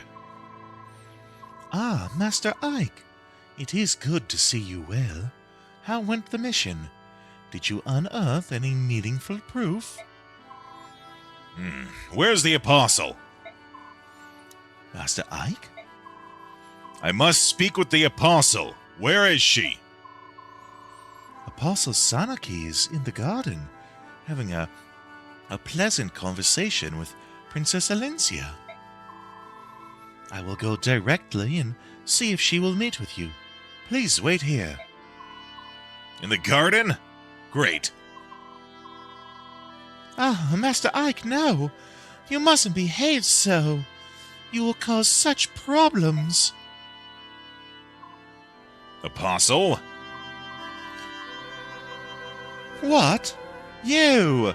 What are you doing? How dare you approach me unannounced?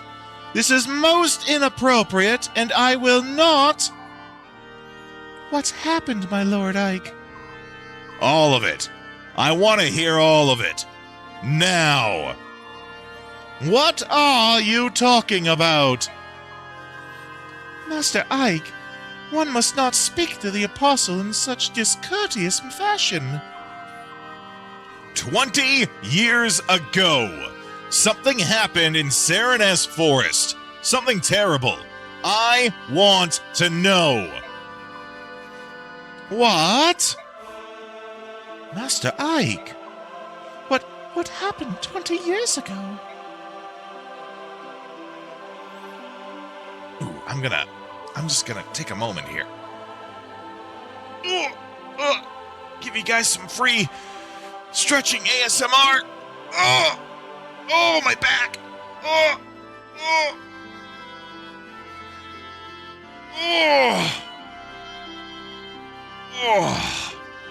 Oh, I could feel that one.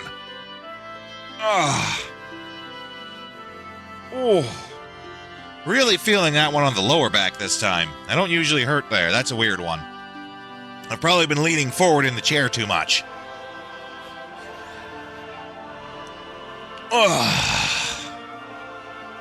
I feel. I think I was. I'm gonna keep these.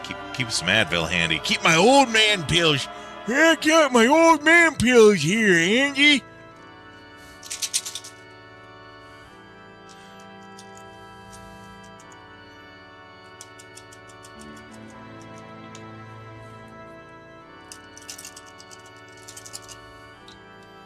Take a couple of those, which I haven't had to do in a really long time.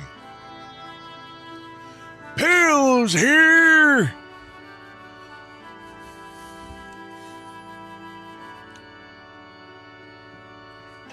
Been a long time since I've had to take something for my back. One moment.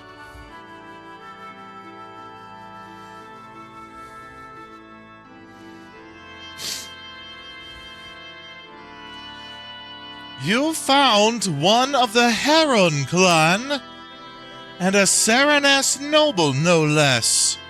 One of them still lives. But that, such a thing, Apostle Saniki. Tell me. Excuse me. That is a very difficult problem. How to impart this tale? It would appear that no one is willing to begin this story. That being so, I would open with what is commonly known of the matter. Do you find that acceptable? The Uncle Iroh video didn't disappoint. Uncle Iroh's great. Top 3, animated uncles. Iroh's great. And you are hot leaf boiled leaf juice. This isn't tea, this is just boiled leaf juice.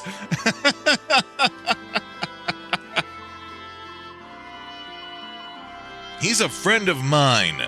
Nasir, if you know something, I would hear it. When you're done, the Apostle can clarify. Agreed?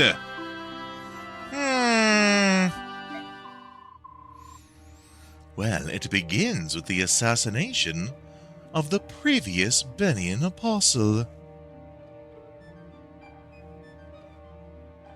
Oh, he was hit hard, eh? Maybe I'm getting it wrong. I don't remember it that clearly that I know every single word. But, it's just boiled leaf juice. It was 20 years ago, 1 year after the Declaration of Emancipation was made. The leader at the time was the Apostle Misaha,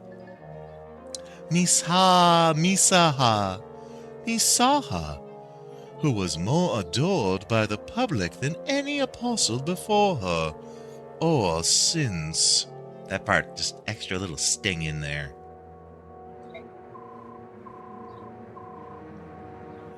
When she was assassinated, the citizenry was racked with grief. All of Benian despaired. And then, a rumor began to circulate that the assassination was the work of the Sereness Herons. In the twinkling of an eye, the rumor spread throughout the Benian capital. One night shortly thereafter, it happened. The citizens grew violent. They massed at the edge of Sereness Forest, home of their supposed enemy, and set it to burn. The crowd raged on for 3 nights, and in the end, the Heron clan was lost. By their involvement there was just a rumor, wasn't it? Why did they? Oh, the shame of it all! Apostle, the remainder of the tale is yours. You stand as the Empress of Benian. You are responsible for the acts of your citizens, are you not? False. The accusation was completely false. The assassination of the Apostle was not the work of the Sereness clan. That is correct. The Heron clan possesses no fighting skills. Their tribe survived by living a life of peace and piety within their forest. Unlike other Lagoos, they never focused on developing their strength for the purposes of combat. Anyone with any knowledge of Lagoos would have known such a thing. At the very least, the citizens of Benian would have known this. However, had they lost their leader in their grief, they cared little for the truth. They were merely looking for some way to vent their rage and despair. Isn't that true, Apostle? Please, Lord Nasir, your tone of voice. It's all right, Princess Alencia. He speaks the truth, be it with a sharpened tongue or no. Ike, the bird tribes of phoenixes target only Benian ships with their piracy. The ravens of Kilvas are after cargo, and so they attack everyone with equal vigor. The Hawk clans, however, hold the Heron clan as brethren, and still remember the false accusations and their brutal murder. The Heron at Oliver's mansion. He slapped my hand away when I tried to help him. Much like how you guys want to slap me every time I run ads. Like right now. But don't worry, I'll leave you on the AFK screen. You can watch some trailers from games we've played in the past. And I'll be back in just a couple minutes.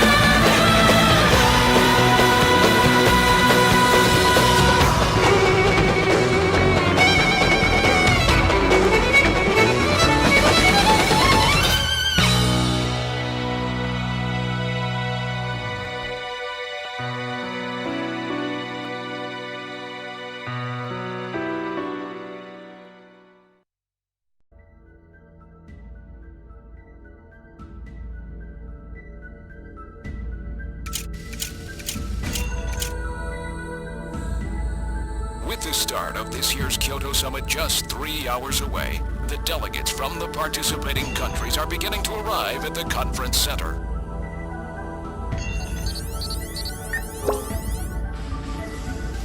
I'm Gillian Seed. I've been transferred here from the 17th Special Forces Division. Oh, that's right. The chief told me to bring you down as soon as you showed up. Thanks for coming, Seed. I'm Benson Cunningham, the Chief of Junker Operations. Great to meet you. You're Gillian Seed, right? Metal, introduce yourself. Yes, sir. Pleased to meet you, Gillian. I am Metal Gear Mach 2. I am programmed to be your personal assistant. You're Mr. Seed. You're married, aren't you? Yes, but we're separated now. Oh, it's you, Gillian. What's going on? I've become a junker. A junker? Gillian, but why? Jamie, you know why. It's the only way we can regain our lost memories. Snatcher is the only word that keeps coming back every time we try to remember our pasts. I have to face them to find out why. I've heard all about your special training in the military, Seed. I hope you'll put it to good use on your new assignment here. Any sign yet that your memory's coming back? I'm afraid not. I still can't remember a thing from before the Army picked me up 3 years ago. I have a video phone call from Jean-Jacques Gibson coming in. Connecting. Junker HQ, this is Gibson.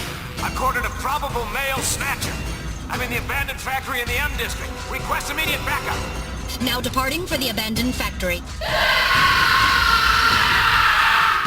What the? Something is in there. We've got an investigation to do.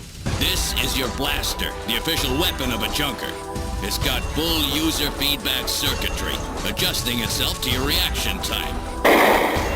In other words, it's just as good as you are. Well, well, what do we have here? We seem to have emerged into an odd place. We've got you now, Snatcher scum. Your little investigation is over. Die, Junker! That was close. Man, I had so much fun playing Snatcher. So glad I did that. Definitely up there as one of the best Christmas games ever. He had such hatred in his eyes. When he leapt from the window, he spoke to me. Remember the genocide, he said. 20 years have passed, but I will never forgive what you did.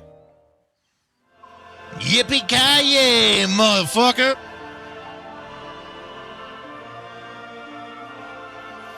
Such needless pain. It may sound like utter hypocrisy, but my people regret deeply the actions of that horrific night. We stole the Heron clan from this world. Every time we see the blackened forest, our grave sin comes back to haunt us. Apostle, you are honorable.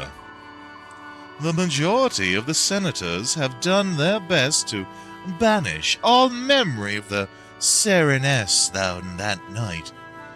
Yet you have resisted. This is your intent, is it not? You are not like them. You are attempting to take responsibility for the actions of the people.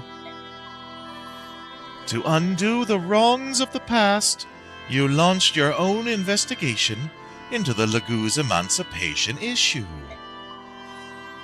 You've even gone so far as to hire outsiders like Ike and his mercenaries to expose the problem, haven't you? Princess Elencia? Yes? I would like once more to make use of your escorts. Would you grant me this boon?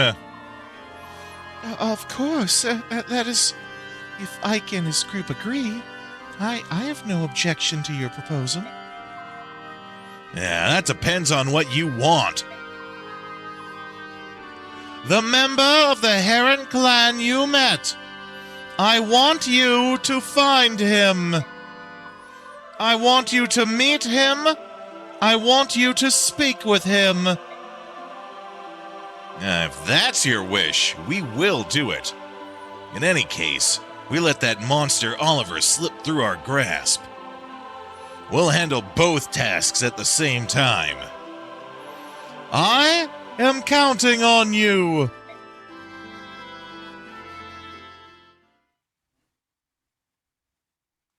Time to save.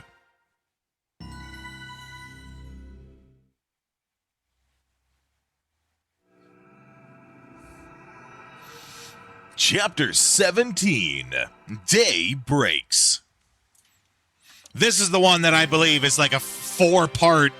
This is a four-part mission or something like that. There's a lot going on with this one.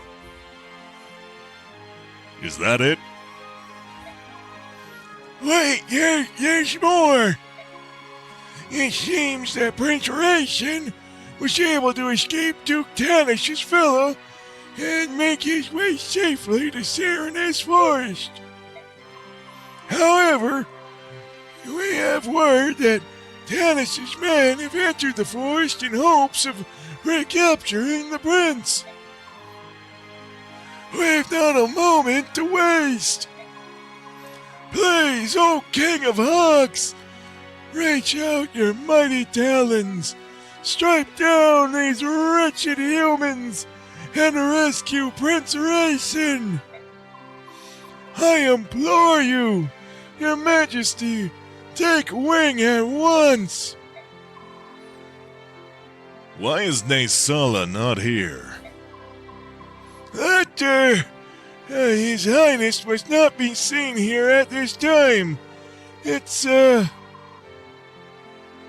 What's going on, you old buzzard? King Kelvus is the White Prince's friend, isn't he? Well, how do I put this? It's all very complicated. I care not for excuses. If anything happens to Raisin, blood will be spilled. Oh, no, please. There's no cause for worry. Duke Dennis treats his works of art with a delicacy so extreme that it could best be called abnormal. He would never let any harm befall Prince Raisin. He probably can't even bring himself to touch him. The king himself told me so. That's the only reason he accepted this proposal. Proposal? What I mean is, Hold it. You crows set this up? Set up, oh no, no, but actually, yes. Please don't hurt me. So that's the truth of it, eh? Naysala treated Raisin like a piece of merchandise and sold him to a human. No, that's not, the only one who referred to him as merchandise was Duke Tanis. We never... It doesn't matter. Claiming ignorance does not grant you innocence. You treated Raisin like a trinket in a public market. Oh, dear. If Raisin hadn't escaped on his own, perhaps the Crow King would have rescued him when things cooled down.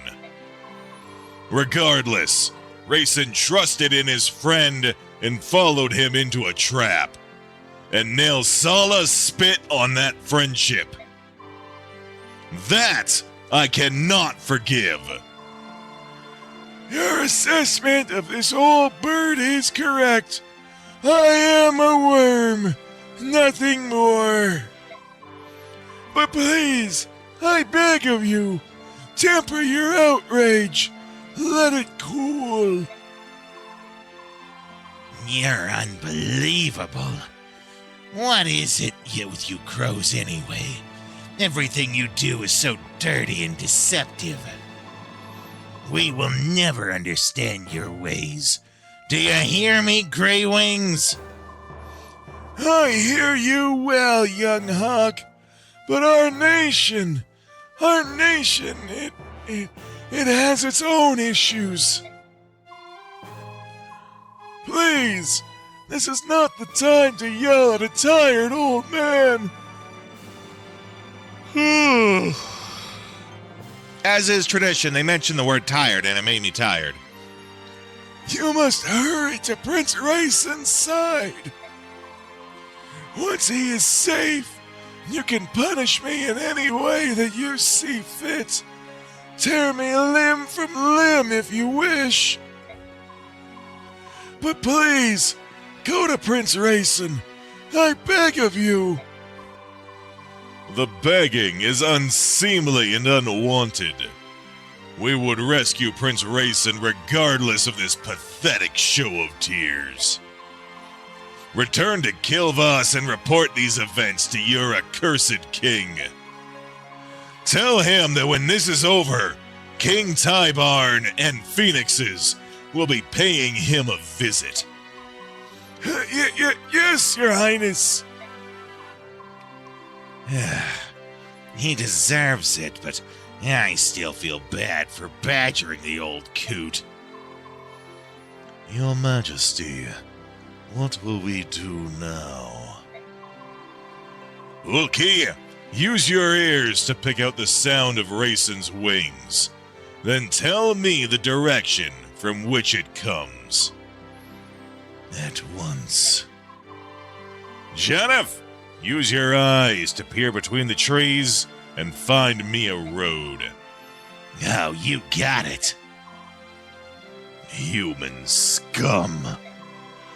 If you think to replay that night from 20 years ago, you'll get no quarter from me.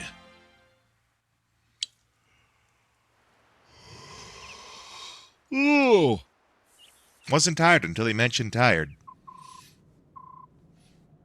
Is that you, Soren? You're up early. Actually, I'm always awake at this time. Really? Yes, you're the one who's up earlier than normal. I want to finish our mission today. I think my nervous energy woke me up. Oh, I understand. The last 2 days spent searching Sereness Forest for that heron must have been frustrating and fruitless. I'm sure he's in there somewhere, but... I agree, and Duke Tanis's men are still hunting away. They must think the heron is there as well. The only place left is the forest's heart. That's where we should go today. With luck, we may finally locate our target. I get the feeling it's going to be a long day. And it is! We know that! Ike, I'd like to report the results of our last battle.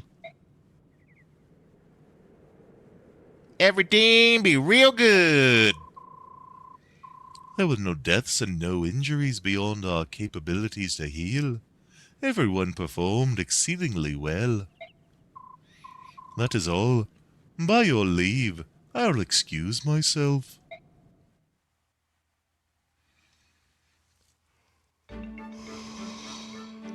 Okay. Lathe needs to talk to Jill. Can I help you? I have a question. Is that all right? It depends on what you're going to ask. Why don't half-breed... no, that's not right. Why don't the Lagoos use weapons? We Lagoos are born ready to fight. Weapons are something that you powerless bear created to counter our claws. We have no use for them. I see. Is that all you wanted to ask? No, there's more. Why do you detest us humans so much? That's a good question, but I would hear you answer first. Why do you bark hate the Legos? Well, it's because the half-breed, the Legos are our enemy. Enemy? If that's the case, we hate you too. As we hate all our enemies. We're done here. Oh, wait!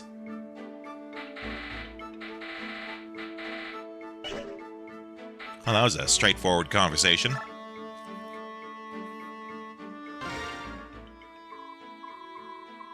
Commander Ike, a priest from Duke Tanis's villa insists on speaking with you. Yes? What is it? Master Mercenary, it is my understanding that you pursue Duke Tanis. I hear that you're searching Sereness forests in hopes of capturing him. And, if I am? Duke Tanis's property borders the forest, and he knows much about its layout. For quite some time now, he's been sending men into the forest to look for any herons who might still live there. I see. So you're saying that his troops know the forest well? I too have been taken into the forest. You? Why take a priest? He thought that herons would make themselves known if a priest called to them. He's also taken dozens of chaste maidens and tried having them call to the herons as well. But he didn't find any, did he? No, and yet this time, the joy he expressed after paying such an exorbitant price for the Sereness Royal is aberrant. It was not natural. The Duke has gone mad. To think that he would dare to defy the Apostle. He is damned. And here you stand. You're going to tell me what you remember about the forest, even though it means you're betraying Tanis, right? You read me well. To begin with, the heart of the forest was divided into 3 large sections, maybe more. It was nearly colorless and difficult to see far. The muddy floor pulled at our feet, and progress was slow. Many of the soldiers around me were afraid that they didn't bring enough supplies. They said a person would need them if he got lost because getting out again would be no easy task. What can you tell me about Duke Tanis's forces? There were a lot of them. He had soldiers of every type. It was said that his mounted units and magic users were especially powerful. So at the very least, you should be prepared to deal with these 2 groups. Thank you. My parents, they both participated in the Sereness massacre. They're nearing the ends of their lives, but even now they lie awake at night and beg the goddess for forgiveness.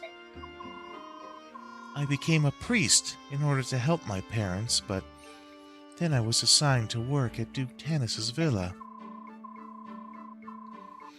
I knew of his terrible deeds, but his position as an imperial senator frightened me. I have been silent for far too long. Master Mercenary, I must rescue that Sereness youth. I beg of you, may the goddess guide your hand. Don't worry. I have no intention of letting that villain steal him from before my very eyes.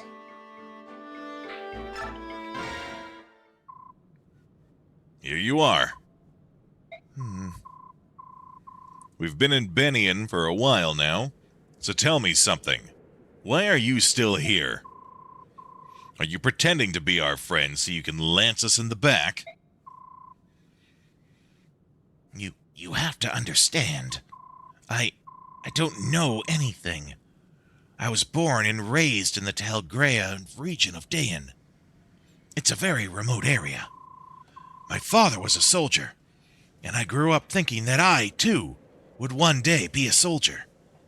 A soldier to make my father proud. My life was simple. I questioned nothing, doubted nothing. Do you know the first thing we're taught in Dayan schools? Subhumans are evil. Subhumans are the enemy. Subhumans must be eradicated. The army stages periodic subhuman hunts. We'd find refugees from Benian hiding in our mountains and forests. You participated? You don't get it. That's just how things are done in Dayan. No one taught me the word Laguz. No one taught me that subhumans could be like this. No one cared. When I saw the bird tribes at sea, I was convinced that the teachings were true. They were inhuman monsters. But later, I saw the dragons push your ship off the reef, and it confused me. What if I had been raised to believe a lie? My heart pounded at the thought of it, and my doubts only grew with time. So you decided to remain abroad in order to ascertain the truth. That's your true motive, isn't it? How did you know? I've known a lot of soldiers, and none would ever accept charity from an enemy. It would wound their pride. Oh, excuse me. You obviously have pride to spare, so I knew there was some other factor at play. Oh. Well, have you reached a conclusion? What will you do? Claude, welcome in! LaFay is off to lurk, be back before the end. Ooh, hot chocolate and chips, that sounds fantastic. Welcome in, Claude.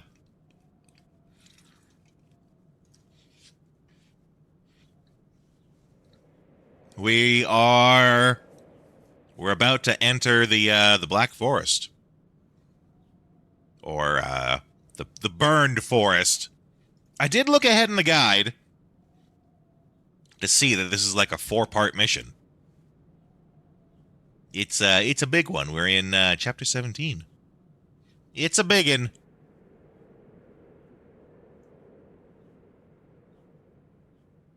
The Great Apostle of Benian, yeah, right? One thing you can help me out with, though, Claude. This is a 4-part mission coming up here. I haven't read into the details of it. It's a 4-part mission. Not what you expected. I mean, I saw the green hair. The green hair is a big giveaway. This next one's a 4-part mission. Am I able to change my units between the battles? Or is it like I pick a unit and I'm stuck with those units through all the parts? I can change the units. Okay. You think?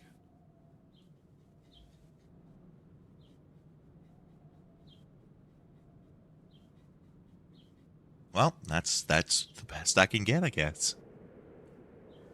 Okay. How are your classes going, Claude? I know that's what's keeping you from being here. How are they going? You're probably getting to the end of the semester right now, eh?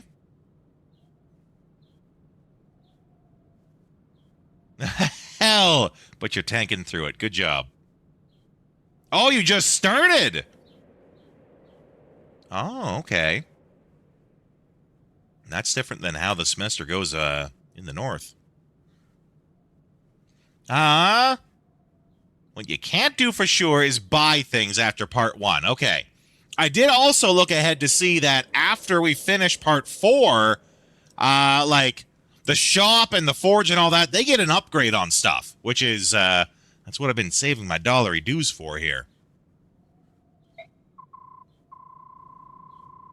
I want to stay here. At first, I thought I could protect my old life. That I could prove the subhumans were monsters. But I was wrong. And now things are different. The Lagoos. I want to know the truth about them. And I need to base that on what I see, not what I'm told by others. Well, in that case, you can stay as long as you like. I appreciate it. I think meeting all of you was a very good thing. I've also noticed, Claude, that some of these side conversations are ridiculously long. We've had a couple where I was like, okay, this conversation just keeps going. I'm not interested in it anymore, but you just keep on talking.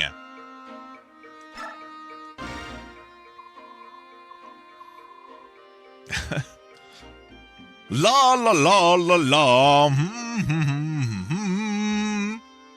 Some are very long, yeah.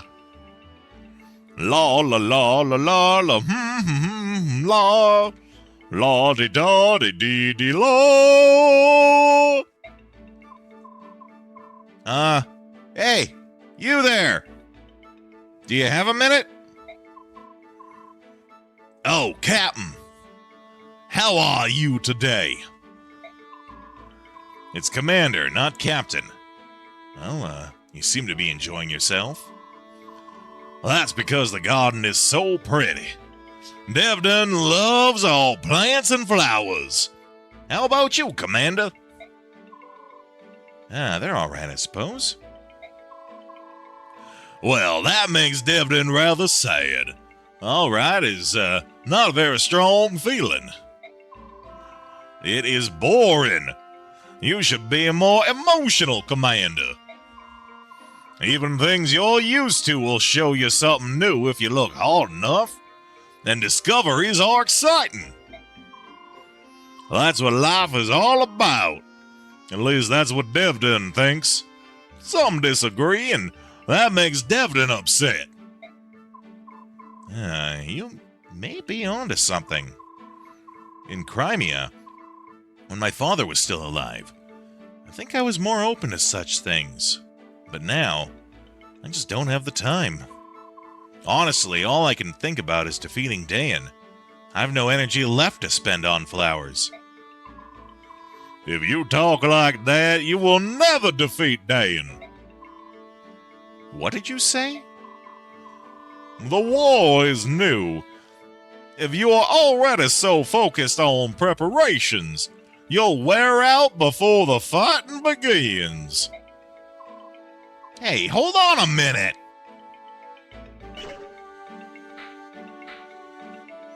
Okay. Let's take a look here.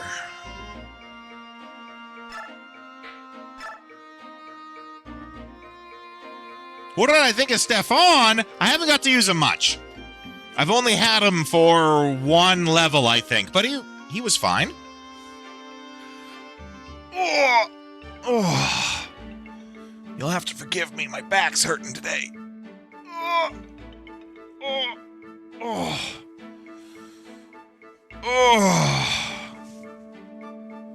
Oh yeah, he's got good stats. Yeah, and the thing is it's hurting in a spot that it doesn't usually hurt. Usually when I have back pain, it's like, you know, on the back, but it's right here, like in the shoulder, like upper shoulder blade area. This one's sort of a lower right side of the back. That's the weird part, is it's not where it usually hurts.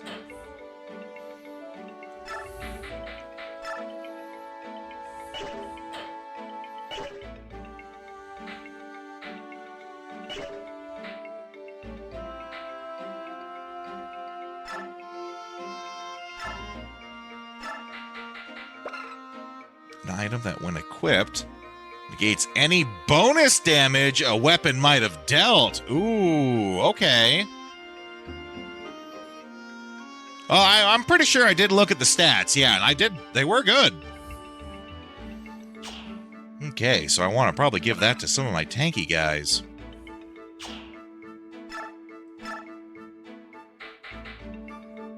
We still got Soren working on leveling up his thunder.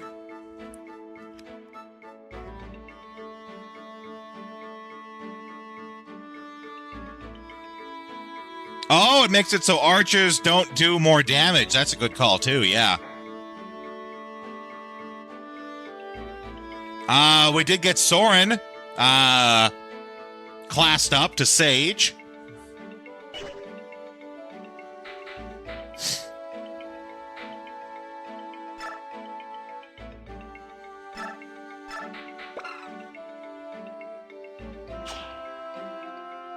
That day, he'd be doing real good.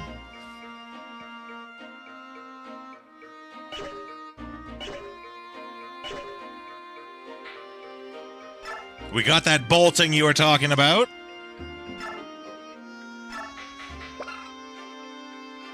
Wow, 3 to 10, eh? That's wild.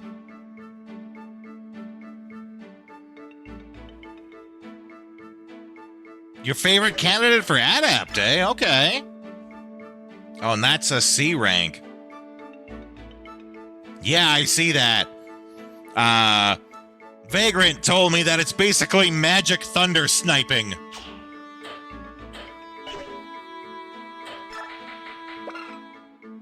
Yeah, and we got a shield here to eat, as well as some boots. We got a couple magic items to eat here. A couple stat increasing items, I mean.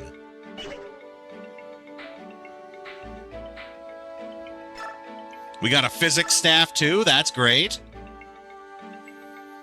Soren has good speed and skill. Be sure to be hitting those targets. Yeah. He's doing pretty darn okay. Wind and fire equivalent. Good to know. Oh, we got 2 of these now. Heck yeah.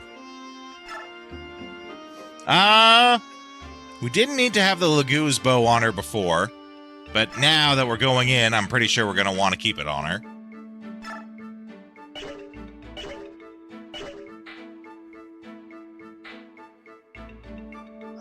Devdin here. He is a B with spears, which is good, because before, Gotri was our highest spear user.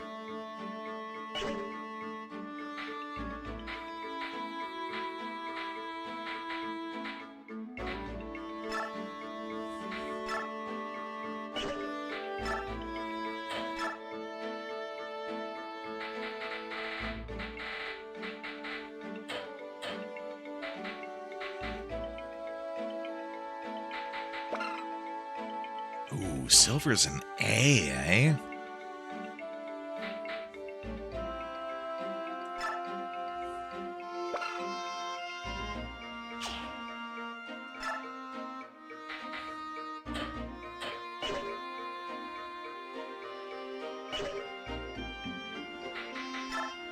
Stop on by the shop.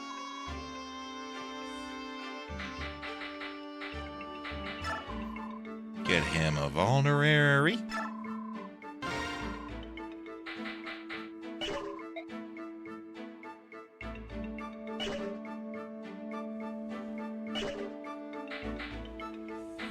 Howdy. Gabrielle, welcome in. I can see that you're new here. You already heard the howdy, if you didn't know. I have it set so that if you type howdy, it will randomly select one of over 50 different howdies to introduce yourself with. That particular howdy, I think, was the Granddad Freeman from the Boondocks. Howdy. Yeah, there you go. If you give us a follow, you get access to all of the chat sounds that we do here. There's a panel that'll tell you all the commands. If you're on mobile, the panel's in the About section. If you're on PC, it's just below the stream. We got lots of fun ones. But yeah, we're a cowboy-themed retro channel here, and we're playing some Path of Radiance. It's my first time playing Path of Radiance.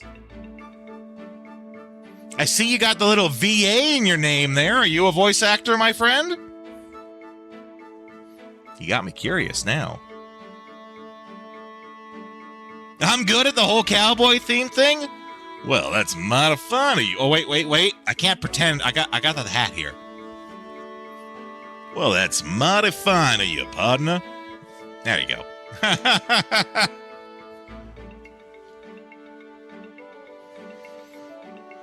Well, they're not always country music. Let's be clear. I actually have a variety of songs. But the follow song is a country music one. Actually, one of them is. There's two that it randomly selects from.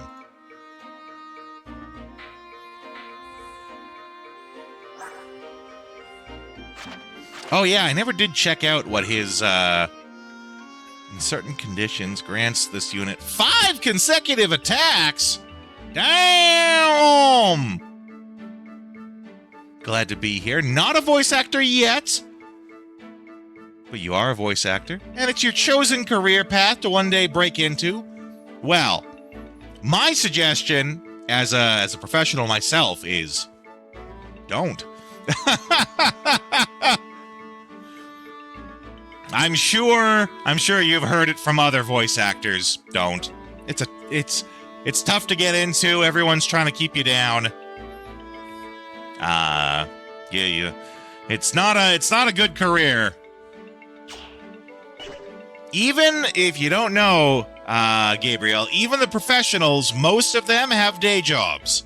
There's only a very small handful of them that can make a career off of it, and only that. But I do work professionally myself, so if you have any questions, you can feel free to ask.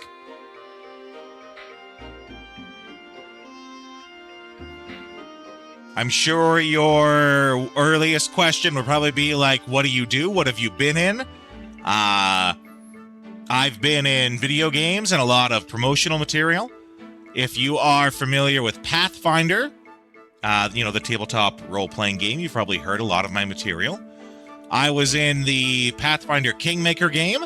I voiced the Stag Lord, who is the first main villain that you have to overcome.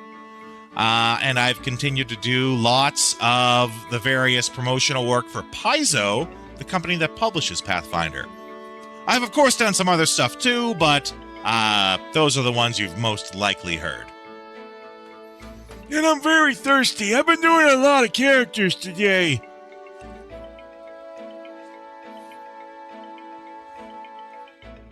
And the fact that I drink soda doesn't really quench that thirst. Need to get me some cactus juice. It's the quenchiest.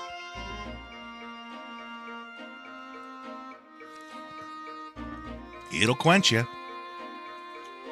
Chatted with a few over the years, gotten some lore on the industry. Was curious about the roles, yeah. Tag is why you clicked, yeah. This town ain't big enough for the two of us. Oh, but you didn't get to hear the song. You know what? This is what I'll do. Special just for you. I have a redeem here where you can listen to the whole song. The first part of this song is one of the random ones that can play when you give us a follow. This is the whole version of the song. Ready yourself. It goes places. You've been warned. Shut up and take my dollary dues. I am a goddamn motherfucking cowboy. Daddy was a cow and my mama was a boy. Half person, half cow. That's me, a cowboy. Hoodle-idle, life's a nightmare. So that first part, The I am a goddamn motherfucking cowboy. That's one of the ones that can randomly, pop up when you follow. And now that you've given us a follow, you get access to all the chat sounds. We got some fun ones. This one's my favorite. Get ready, everybody. He's about to do something stupid. I bet you know this one.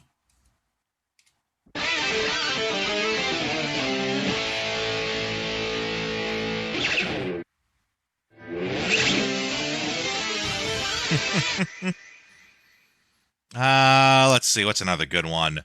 There is only one thing you need to know about karate. Guns beat karate. Every time. Every time.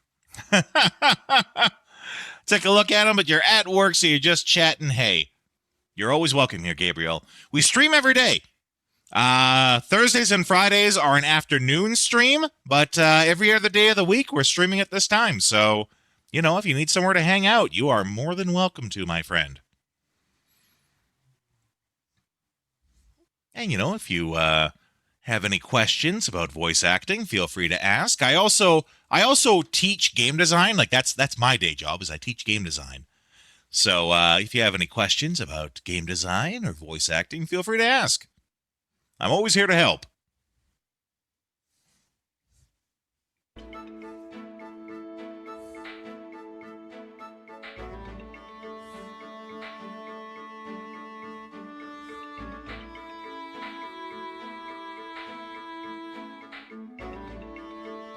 The jabber dabber do. Oh, you missed it, Claude. In the last mission, I had Boyd with a killer axe, and he went up to the head. He went up to the head guard, and I'm like, well, Boyd, all you gotta do, you just gotta crit him. That's all you gotta do. Just crit him once, and we're good. So we did. Wild, because game designer was your dream as a kid. Then you found out you're not smart enough. Well, to be clear, I teach game design, not game development. Those are two different things. Game development is how do you use the various softwares and tools and all that to actually make the game. Game design is understanding why your game is good or not good. Game design is knowing how to make a good game. Whereas game development is how do I use the tools to actually make the game. Someone else at my school teaches the game development.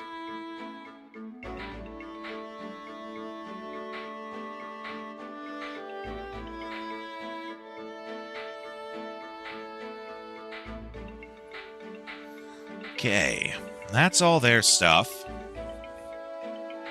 Now, you said, Claude, that we don't get to go back to the shop. Like, swap our... Oh, we don't get to go back to the shop, but we do get to go to the inventory. Like, where we can adjust all that stuff, so... We're probably okay. Attached your large rover to your large shuttle with a winch to try and take you out to another planet, but it broke off in orbit. Launched off into space.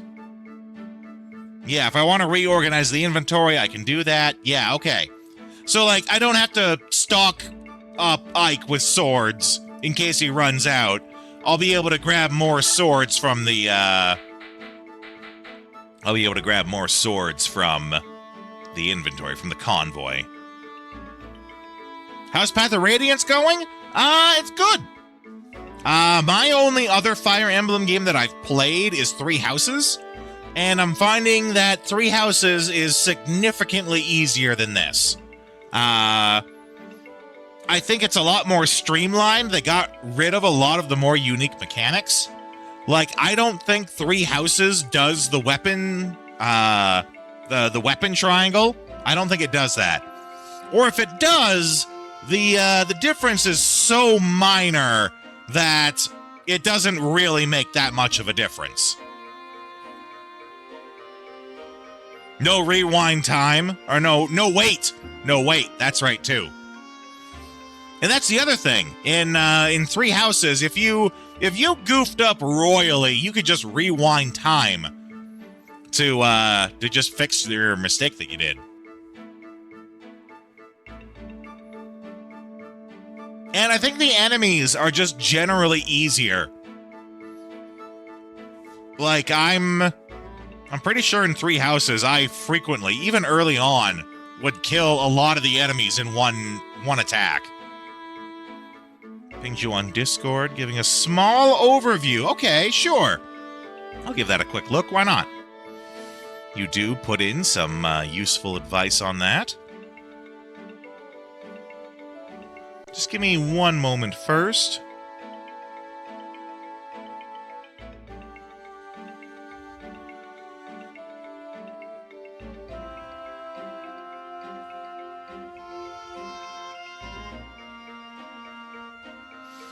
Buddha, who is curating the list for the Try Not to Laugh challenge. Actually, you come in at a good time.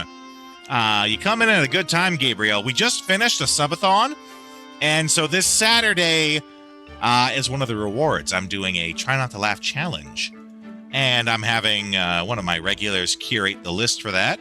If you want to get involved, we have a Discord. You can get involved on the Discord, and we do all sorts of stuff there. So the Try Not to Laugh challenge, you guys share your various funnies. This will be the third time we've tried it. The first 2 times we did it, I didn't break. But if I do a shot of hot sauce for every time that I laugh. But, you know, I have yet to laugh, so... let's see here. What did you share? Claude? Makalov, Macaroni, Sword Cavalier, not bad, but he sucks, kinda. No range. Astrid is the,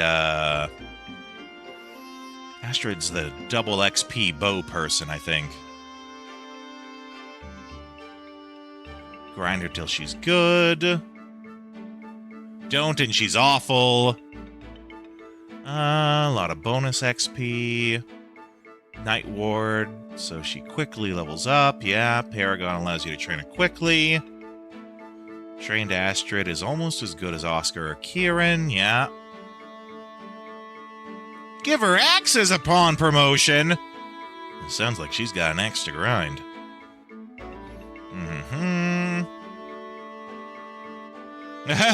Stefan is already ready. That is all. Marum, dude, is basically Mordecai, but better. Tormod? Guy has a skill called Celerity, which gives him +2 move. Fire Mage joins a very low level. Won't have room for him because we have other spellcasters. Yeah. What got me playing this was just interest. I had played Three Houses. We have the new Fire Emblem coming up later this year called Fortunes whatever. And Fire Emblem is popular, and I wanted to just play another Fire Emblem. And a little bit of voodoo magic on Claude's part. Basically, long story short, we were supposed to be playing a different game. We were supposed to be playing Dragon Quest 1 and 2 Remake. But all sorts of shenanigans happened. Computer didn't work, had to reformat everything, had to rebuild the stream. Capture card blew out. Need a new capture card. So, Fire Emblem was the next game on the list.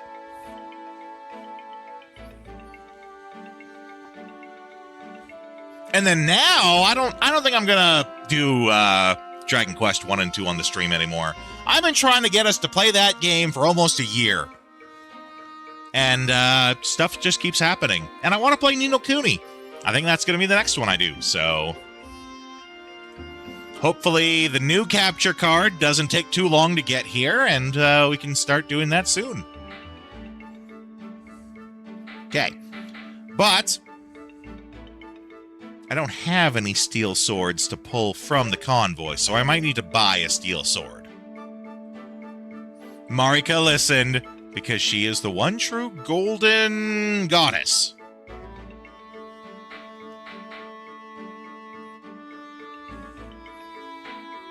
Reminder too, Gabriel, if you're interested, you see we got some stream avatars on top of the TV.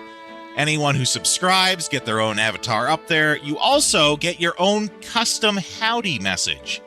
So much like how there was the random howdy when you came in, subscribers get their own custom howdy that only they have access to.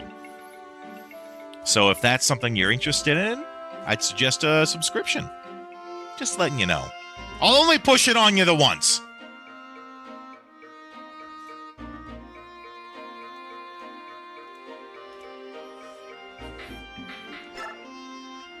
We will need to buy another...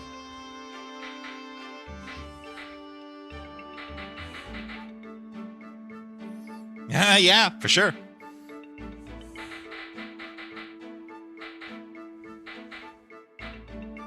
Yeah, steel blade. Sorry, I had a brain fart there for a moment.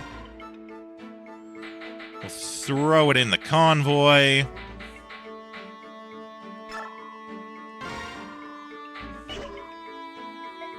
I don't think I'm gonna need anything. He could use another Oh, wait, yeah, that's a thing. Okay. Convoy, take. Get him a physics staff.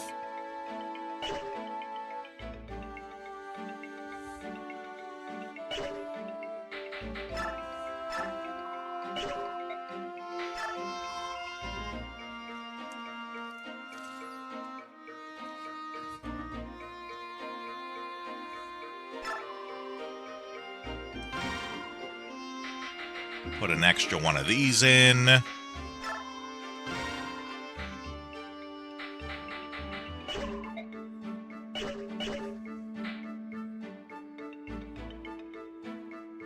think we have more thunder.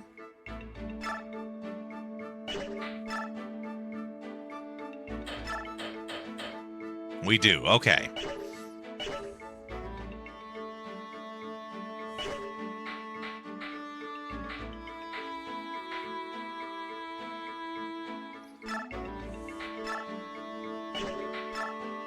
Do we have more? We don't have more steel axes, okay. So I have to do a little bit of armory shopping just to not fall behind, knowing that I'm not going to be back for a while. Also, what's this? Deal damage against units mounted on horseback, eh? Which is funny because it looks like a jousting rod. Kind of the opposite of that. Always love hearing about first plays. We do a lot of them here, actually. Because I've played a lot of games, but, you know, you can't play all the games. If you look around on the TV, there's stickers for every game that we've beaten here. To be clear, though, the Keyblade that you see in this corner right here, as well as the little Majora's Mask that is the second O in Rodeo, when I do my subathons, whoever is the top gift subber, whoever gifts the most subscriptions, they get their own sticker added to all the TVs. So that's what those two are for. All the other ones are games we've beaten. And,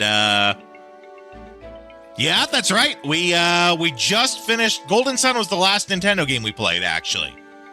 But it's actually, you know, different on all the TVs. They're separated by the console. So we've done, you know, all sorts of PS2 games, all sorts of PS1 games. We've done a lot of different games. Yeah. I enjoy it, yeah. That's why I was quite upset when I had to basically rebuild the channel. Recently, my computer had to get reformatted because it refused to acknowledge that cameras exist. And so I basically had to rebuild the channel and all the different TVs and stuff. But I'm glad you enjoy it. We stream here every day, so you are more than welcome to hang out.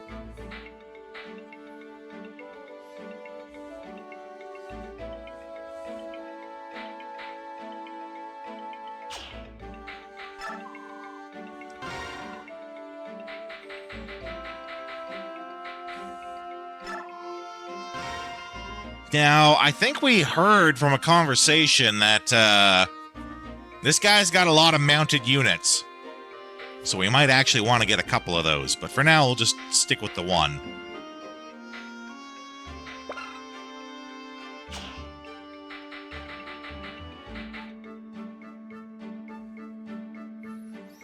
Definitely be doing that. Glad you decided to check it out. Hey, I'm glad to have you here. I really respect and honor what I do as an entertainer. I'm sure you understand as an aspiring actor yourself. And so, I treat my regulars well. I hope you become one of them. We have a lot of fun redeems, too, so feel free to check those out. There's even, if you can save up $100,000 dues, that's the currency of the Retro Rodeo. If you can save up $100,000 dues, I will play a game of your choosing. We got a couple of people who just save up for that one, so that's actually how we ended up playing Golden Sun. Was Buddha, the person who I mentioned, that is curating the Try Not to Laugh challenge, that was his. That was his bounty redeem. Okay. Generally speaking, I think we're good.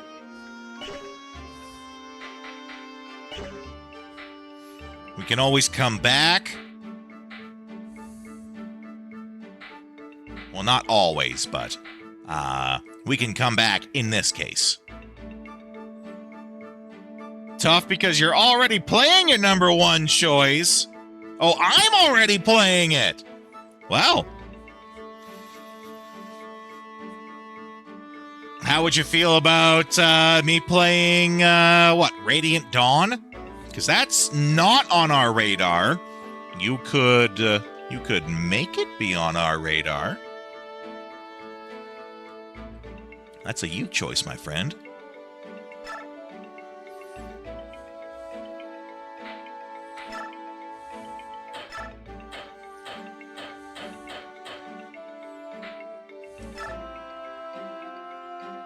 Sounds like you're gonna have to. You might. Maybe Claude will beat you to it. You guys are, you're welcome to coordinate how you spend your dollary dues. You could talk on the Discord. You could share on the Discord. I think I gave you a link to that. If not, there is definitely one, just below the stream.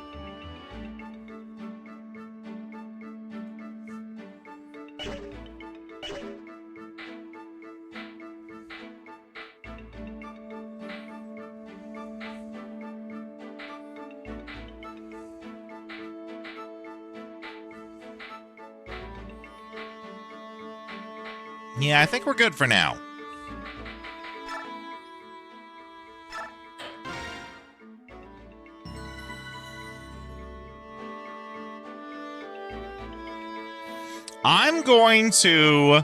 I'm gonna run the ads just a couple of minutes early, do a bathroom break, and then we'll get into this.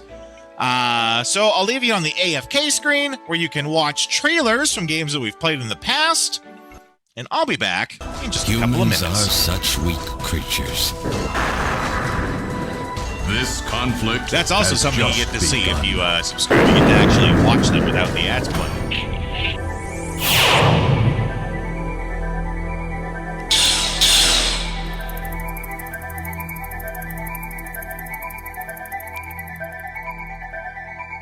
You definitely had that coming to you.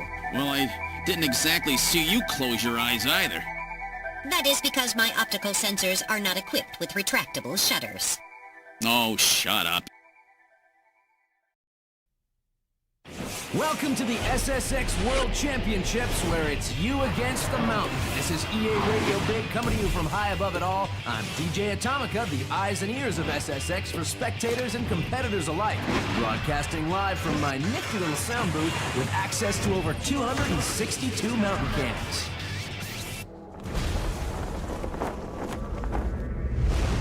At the Competitors Committee request, this year's events will be happening on one ginormous mountain across 3 wicked peaks. Peak 1 may appear to be nice and inviting, but riders need beware. For one thing, the steepness limit in the backcountry's been increased from 36 to 44 degrees of insanity, not to mention the avalanche warnings.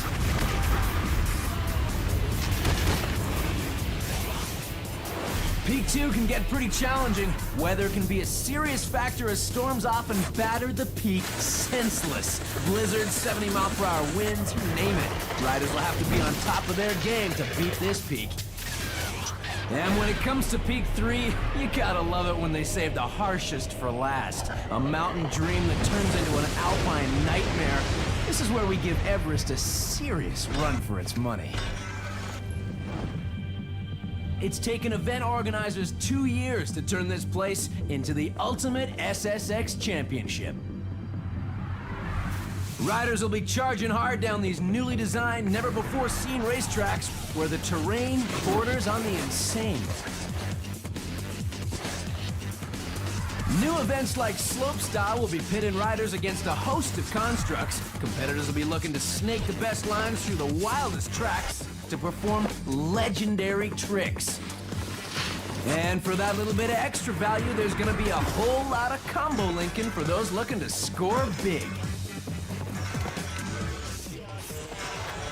Abilities will be maxed right off the start with the circuit's new big air events. Riders will be going harder and higher than anything seen before.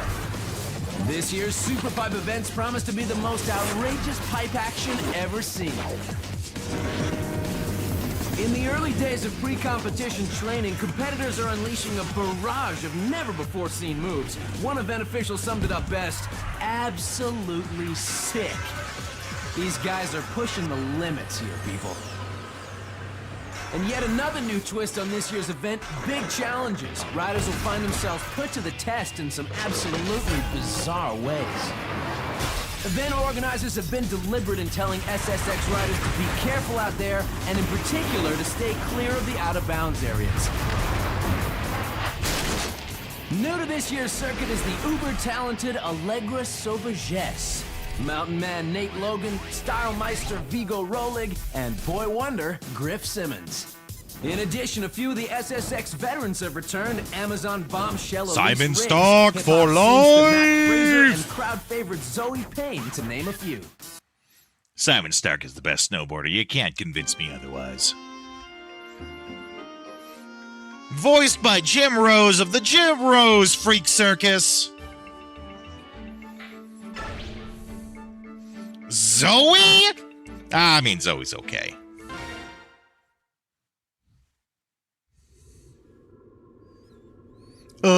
Actually, you spell Simon P-S-Y-M-O-N?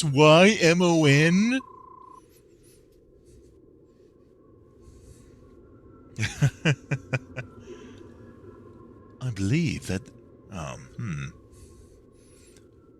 believe this place is where we ended our search yesterday. Yeah, I realized something a couple of days ago. Even in this forest, you always know exactly where you are, don't you? How do you do that? I think it's the lack of color, but these woods are starting to look the same to me. Yes, that's a problem. Soren's got the Sharingan. Forgive me, I don't know. I know what you're talking about, don't know how to pronounce it. Ike, we're approaching a large clearing. Nope, that's dipping into the other one. We're approaching a large clearing. I think you should have the apostles and some other... I think we should have the apostle and some of the others wait there. Good idea. Even if we find the heron today, there's no need for them to tramp through the forest with us.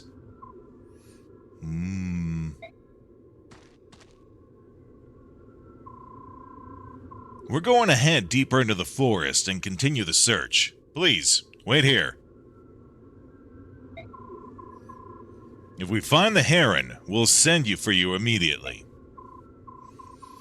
I understand, my Lord Ike. Everyone, please be careful. We are counting on you. Sigrun, Tanith, may I entrust the princess to your care? Of course. You've no need to worry. We will protect her with our lives. Very well. Until later.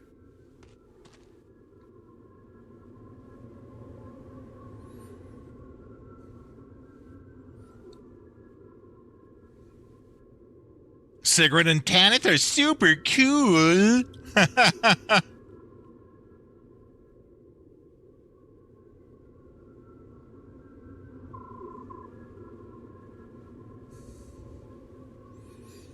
All right, Greil mercenaries, move out. Oh, that is a whole lot of them right over there.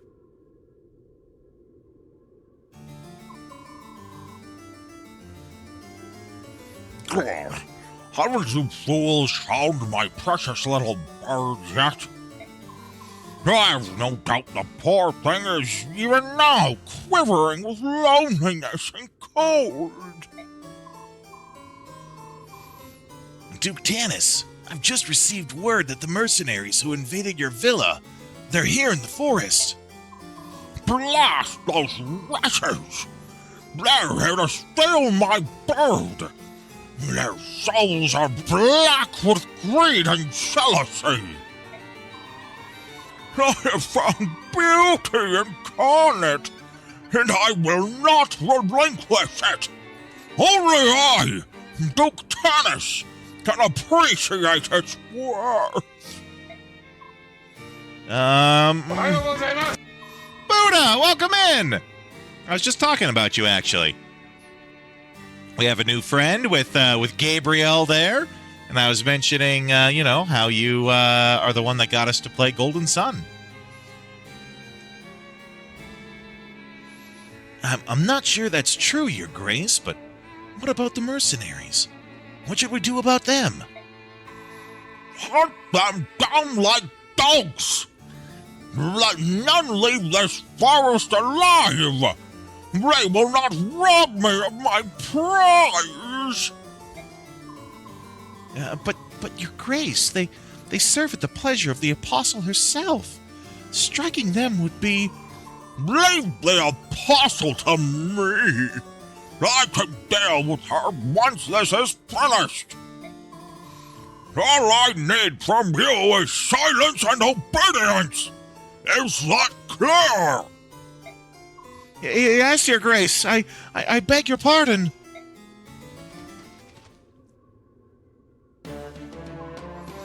There they are. Do as Duke Oliver commanded. Slay them where they stand. Let none leave the forest alive. Not man, woman, or child.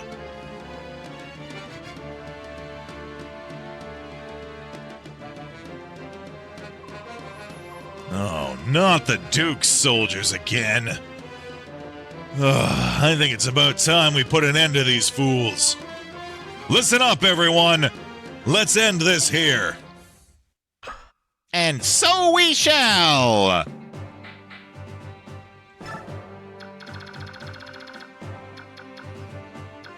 Lots of spellcasters. Soldiers.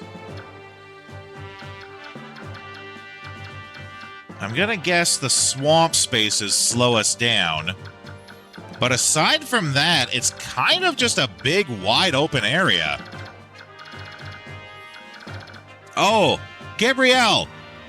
Claude informs me that the Path of Radiance community has a general consensus that they're gay in Greil's Mercenaries.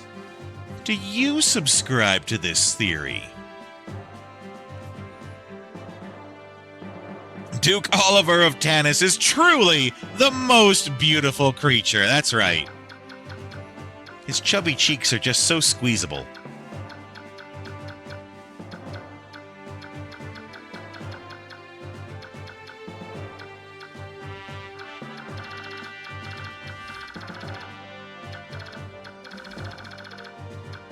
Okay.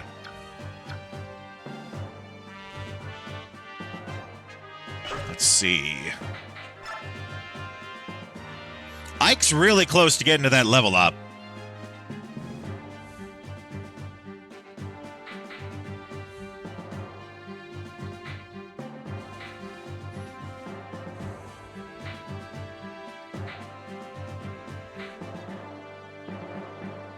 We don't need Volk, because we got, I don't think there's anything here to steal. Or any chests to open or anything like that.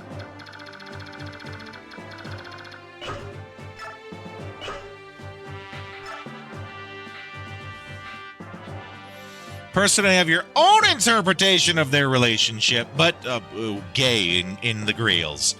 If that's the case, Gabriel, be sure to get here early next time I stream, which will be tomorrow. Get here early. I do a song. I write lyrics and then use AI to make songs about the various games that we play. And I wrote a song about how we're gay in Greil's Mercenaries. So you might want to be here to enjoy a good laugh at that.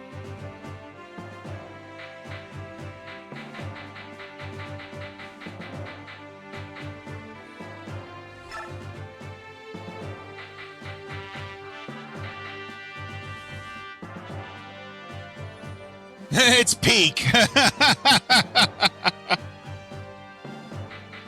It's a pretty good one. I started working on the song for when we do Ni no Kuni, and it's gonna be a pretty touching one, actually. I haven't played Ni no Kuni, but I looked up sort of like what are the themes of the game, and wrote a song for it that it's pretty close to my heart, I think. I'm looking forward to when you guys will get to hear it. Calling you to do your job. Get out there and do your job, Gabe. I do kind of want to bring back Kieran and Oscar. Who do I take out, though?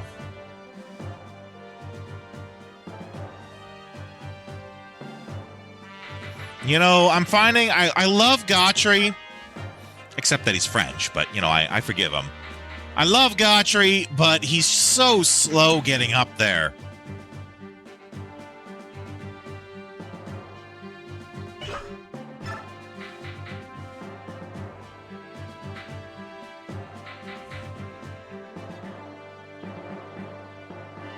Night Ward is the answer. Oh! Thank you. That reminds me, I have all those items to give away. I have so many, like, stat items to hand out. I completely forgot about all of them. We got lots of them. Okay, magic power. That's an easy one. Give it to Boyd. Where's Soren? 30% speed growth because the devs... Right! So, like... Night Ward is hers, but I don't have to keep it on her. It's an item. I could take it off her and put it on someone else.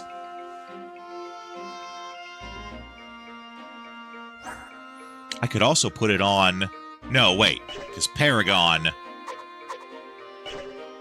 Oh. Yeah, Paragon is what makes her... get the extra XP. A difficult situation! Don't I always? That's my life. Because Astrid also really wants it. So I have to basically decide, do I want Astrid to be... I do kind of think I want Astrid to have it. Having a bow knight, like having someone who can shoot their shot and then pull out, that's pretty big.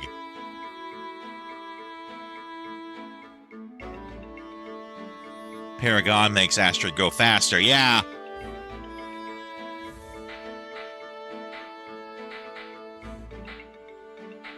Does... Oh, I don't know if I want to know. I think I kind of do. When Gautry levels up his class, like upgrades to the next class, does he become a mounted unit? Benefits from early promotion. She gets axes. No, he doesn't. I was going to say, if he does, then it'd be worth it to get that, just get that in there, so we can get moving around. Which means he's even tankier, but he's also slow. Convoy, take spirit dust. Soren, eat your spirit dust, boy.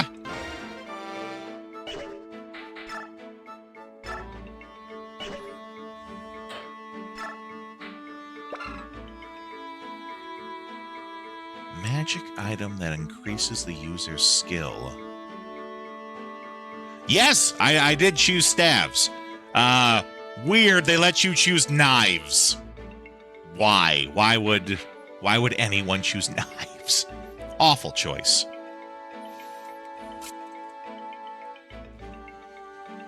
Wouldn't you have been pissed if you came here to find out that I chose knives?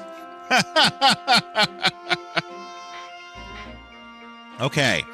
You can help me elaborate on this here, Claude. Magic item that increases the user's skill. Does that mean that it increases...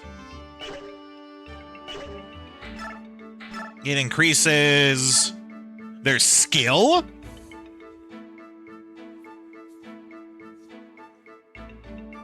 Skill, oh, the skill stat! Gotcha. I forgot skill is a stat. Skill determines hit rate. Okay. Okay, that's helpful.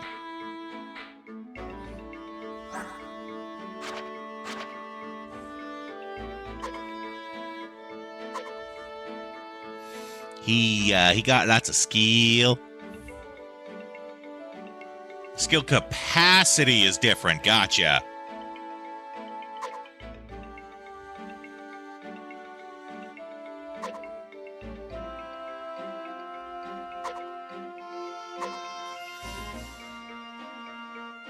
Ooh, stretch my back here.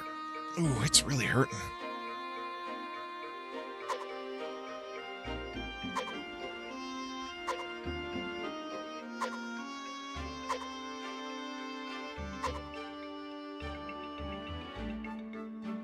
Mia with 9 strength? Yeah. I think Mia's gonna fall to the wayside here.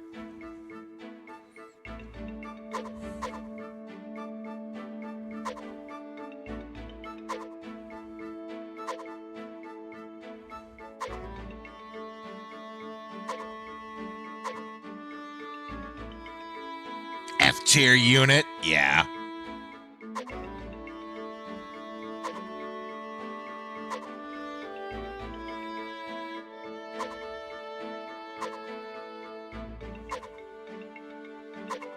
.27 skill on him, yeah. 25 speed. Not very lucky. Doesn't need to be. Don't need luck when you have skill.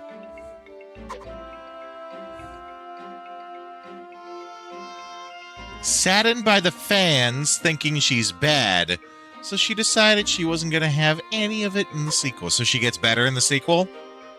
Or they just get rid of her.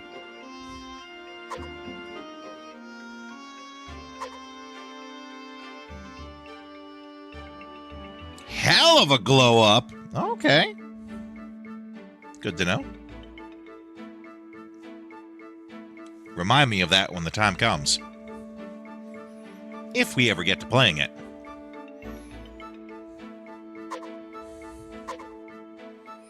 Okay. I'm thinking...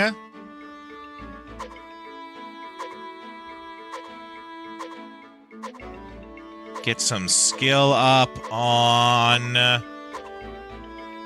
Oscar. I got a couple of these. I don't remember exactly how many, but let's get Oscar and Kieran sort of going side by side on that.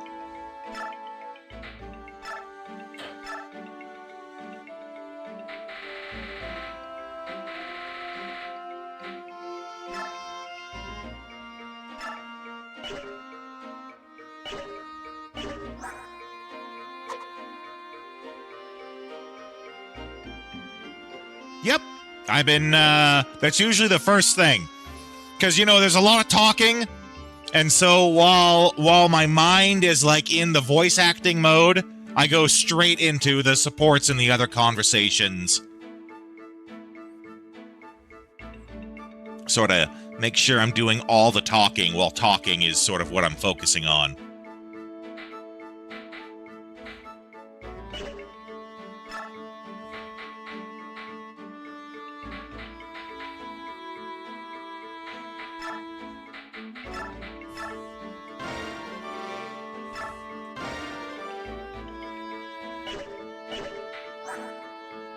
Yeah, there we go. Okay, what else we got here? We got lots of these. I know that. Increases luck. And I found out that, like, luck is... it's what determines when you find stuff on the map. Because there's the one desert stage, and there's magic items, there's good items just strewn everywhere. But whether you find them or not is based on your luck stat. That being said, I don't think any of the thieves didn't get something. So I would actually probably be better giving luck to someone who... because they already got fat luck. They don't need it. Hit rate, ability to avoid, yeah. All sorts of other stuff that's important too.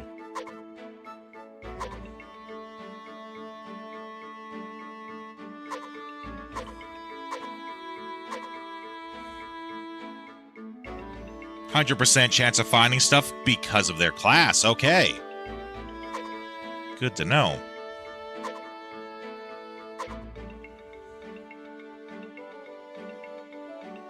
Yeah. Luck is a tricky one when it comes to games. Usually it's either like too good or not good enough.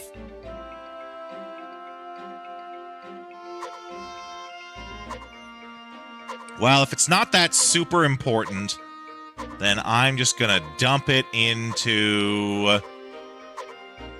who was it? Gotri. I'm gonna dump it into Gotri. Well, make him lucky Frenchman.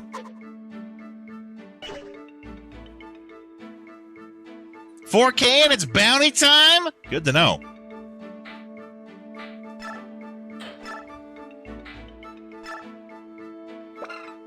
Okay, and that's defense. Movement! There we go. Get Gotri some movement.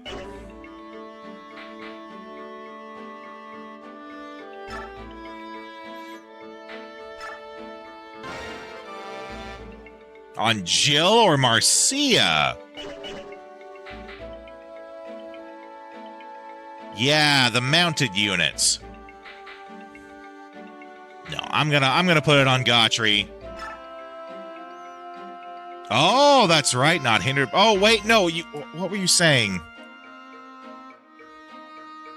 Put something, the thing that negates penalties, put it on Footlocked units are hindered by terrain. Flyers don't get hindered. Yeah. Full guard, that's it. Did someone... No, I found full guard. So... let's go Wyvern, Jill. I think I'm going to use Jill. I'm going to use Jill over Marcia. Because, you know, Wyverns, they cool.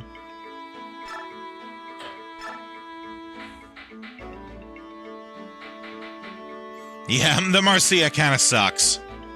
There we go, full guard. Oh, but she's already got the Laguz guard, so let's give that to someone else.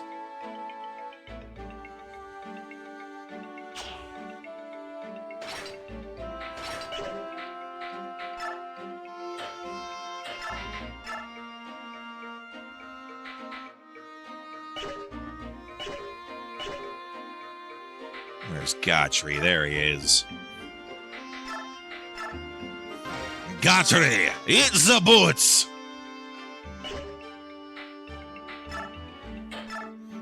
And what the hell? Take the Lagos guard too? Why not?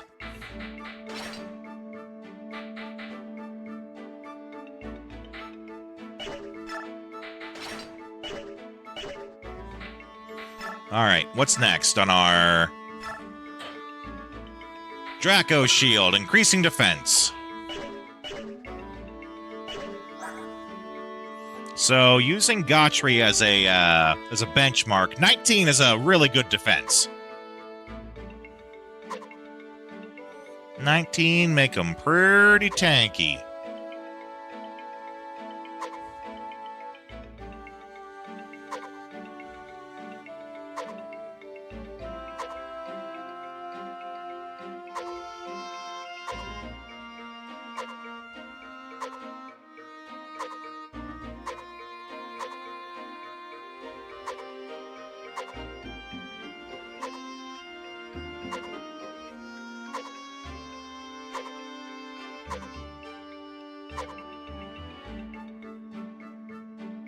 You got a lot of alsos in here tonight.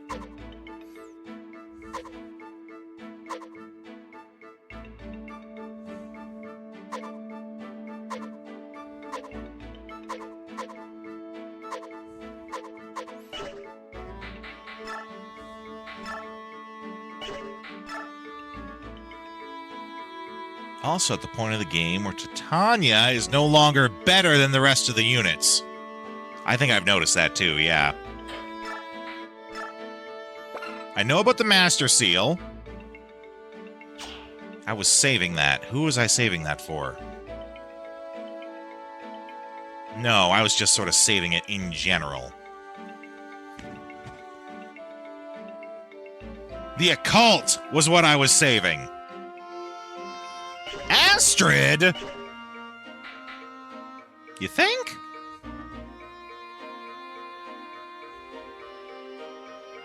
Get her to level 10 and then promote her? Well, I do have all this bonus XP I've been saving.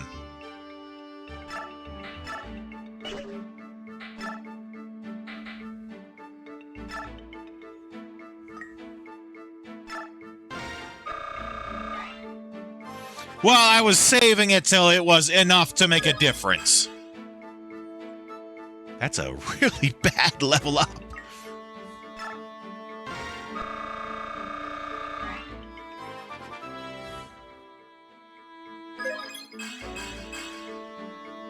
I think I get it a little bit both ways. I've had some bad ones. I've also had some really good ones, so I'm not worried.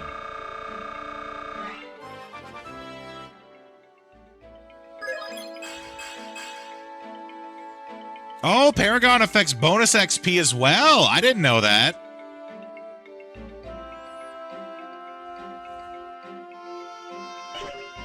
Just give everything to her, eh? Give her all the things.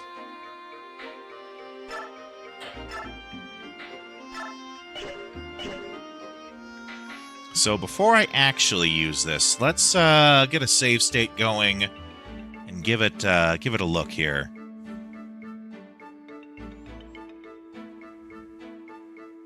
What am I waiting on here, Claude? Right. Do I need to be level 11 to use the Master Seal?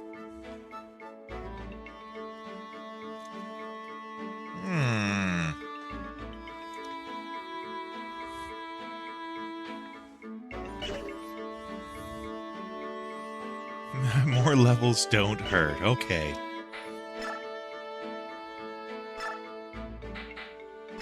I didn't know that the Paragon worked on bonus XP as well, though, so that's kind of a big deal.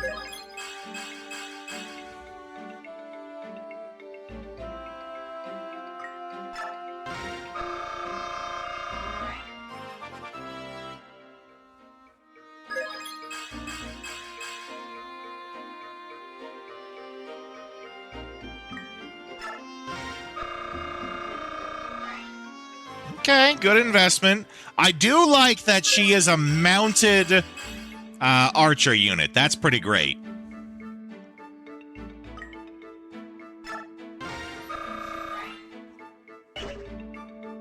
All right. We gonna put this bitch to work now.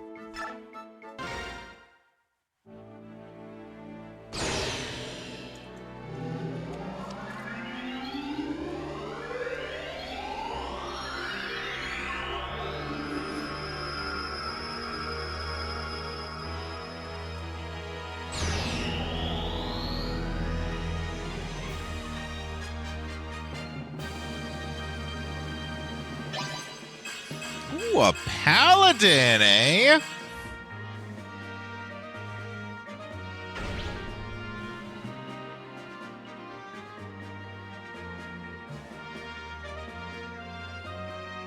Keep Night Ward on.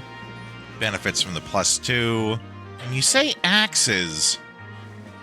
Don't we have a lot of people who use axes? Or is it just that axes are just generally better? He won't be back? Well, thanks for stopping in, LaFay.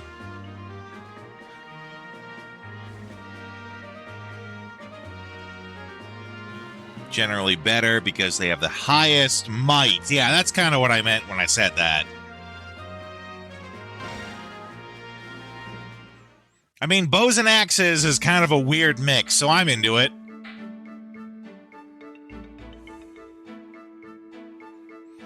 You gotta bounce too? Everybody been leaving.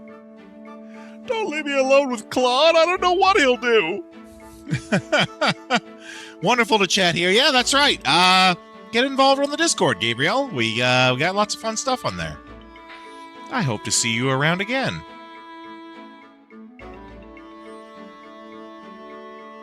Iron, steel, and hand axes. 0 investment. All right. What's next on our stats here? Laguz Stone. We have to give a Laguz Stone to whoever it is we have that doesn't have one yet. Which is her, I guess. That was quick.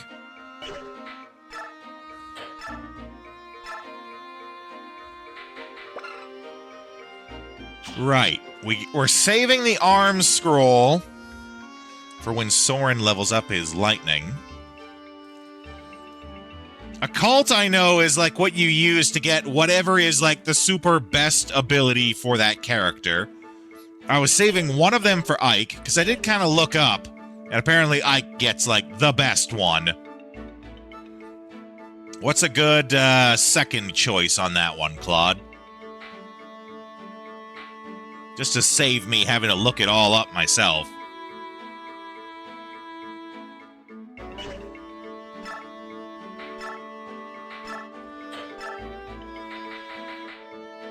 The Paladins? So again, give everything to Astrid? I'm starting to find a theme here. That being said, she doesn't need that Laguz bow right now either.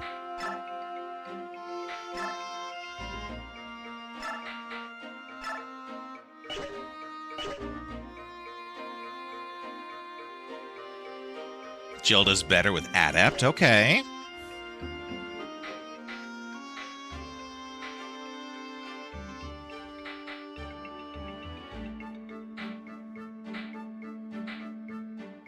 Okay.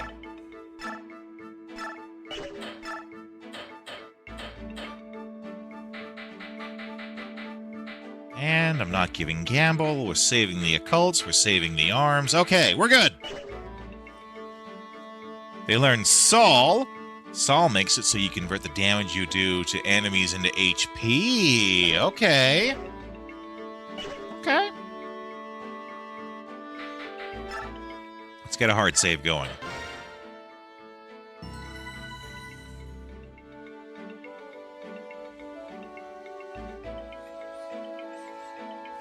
I think, actually, I might end the stream a couple of minutes early, and I'll get us at the fight here, so that tomorrow when we start, we can just start with the fight.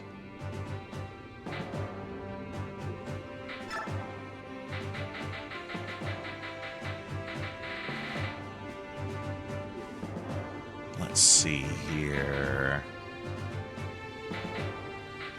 Gotta keep Astrid.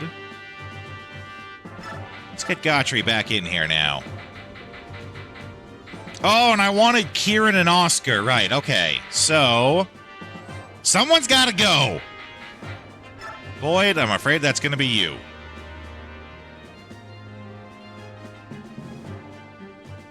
And Lathe. We don't need two. Oh, we got rid of Marm. Well, we're okay without the Beastman. Let's get our favorite dynamic duo in here.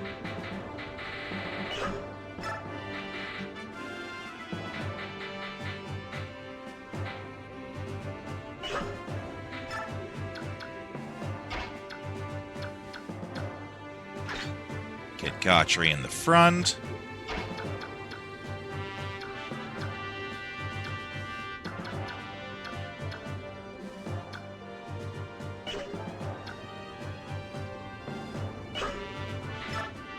Oh, I have room for one more. Maybe we'll bring in more, and we haven't used them yet.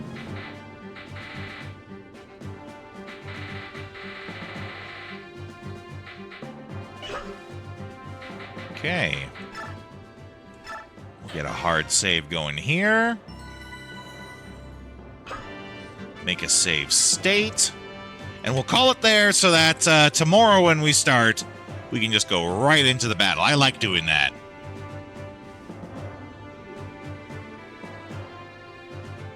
Okay, don't run though. We always end the stream talking for a minute here. So tomorrow is Wednesday, my dudes. We're going to be doing more Fire Emblem, same as we always do. Official now. The Try Not to Laugh Challenge will be Saturday. Saturday at our usual stream time. Ike does very well with Wrath and Resolve. Good to know. Our usual stream time Saturday will instead be us doing the Try Not to Laugh Challenge. The capture card, I got a new Elgato capture card that's coming in. Super good. It's like $200 dues. Hopefully it's here before Saturday, but I'm not holding my breath on that. If it is, then we'll do the Try Not to Laugh challenge with a little bit of Code Veronica, get back onto our Saturday theme stream, as we're supposed to be doing, but, you know, hard to do that without the capture card. It's official. We will do we're doing Path of Radiance now. We'll do Ni no Kuni afterwards. I'm already starting to get stuff prepared for that. Looking forward to it. In the meantime, I'm working on getting the Do the Voice Redeem added. I wanted to get a little video, a special little video for it. I think you in particular will love it, Marzipan. Saturday, talked about. Sunday will bring us back to that. I don't think there's any other really big news aside from congratulations, we finished the subathon. Right, I'm sure there will be bounties that come in. I think there's a couple of people. What's Ni no Kuni? Well, if you look at the bottom of the screen there, you can see it. It's the game next to Fire Emblem, Path of Radiance. Ni no Kuni is, if I was to describe it in a very short sentence, it is a Studio Ghibli film, but as a turn-based RPG. Everyone says it's super good. The world in it is, as good as a Studio Ghibli film and all that. I'm looking forward to it. But yeah, it's basically a Studio Ghibli film, but an RPG. I got it on discount for only $15, so we'll be playing that. All right. This means that I need to find someone for us to raid to. I'll do that. I'll give you guys some raid tunes to listen to, and I'll be back in a couple minutes. Also, reminder to everyone, I will continue to remind you, but reminder, if you have any submissions for the Try Not to Laugh challenge, the deadline for that is the end of Thursday's stream. Buddha needs time to put the list together, so if you have any more submissions to do, now's the time to put them in.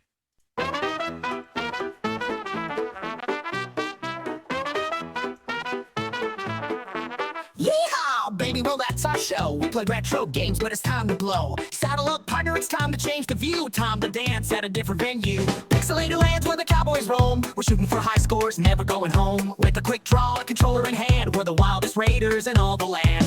The night is young, we're on the run. Old school fun, and we're second to none. But the sun is setting, it's time to call. Grab your posse, it's time for the raid, y'all. Riding into the raid on a digital horse. Retro heroes, raid with no remorse. Press start, let's make a little noise. Get ready, get set, let's bring the boys. Riding into the raid, let the wild ones play. We're coming in style in a cowboy way. The stream's about to flow, hold tight, it's fate. We're coming in hot and we're raising the stakes.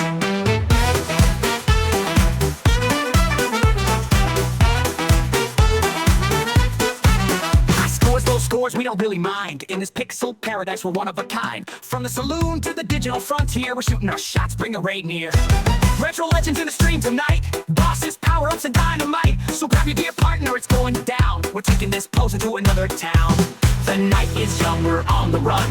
Old school fun, and we're second to none. But the sun is setting, it's time to call. Grab your posse, it's time for the raid, y'all. Riding into the raid on a digital horse. Retro heroes, we're back with no remorse. Press start, let's make a little noise. Get ready, get set, let's bring the boys. Riding into the raid, let the wild ones play. We're coming for that win in our cowboy way. The stream's about to blow, hold tight, it's fate. We're coming in hot and we're raising the stakes.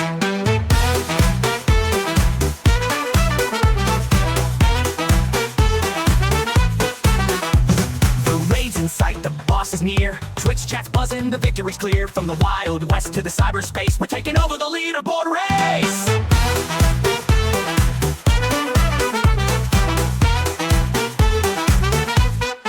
Riding into the raid on a digital horse. Retro heroes, we're back with no remorse. Press start, let's make a little noise. Get ready, get set, let's bring the boys. Riding into the raid, let the wild ones play. We're coming for that win in our cowboy way. The stream's about to blow, hold tight, it's fate. We're coming in hot and we're raising the stakes.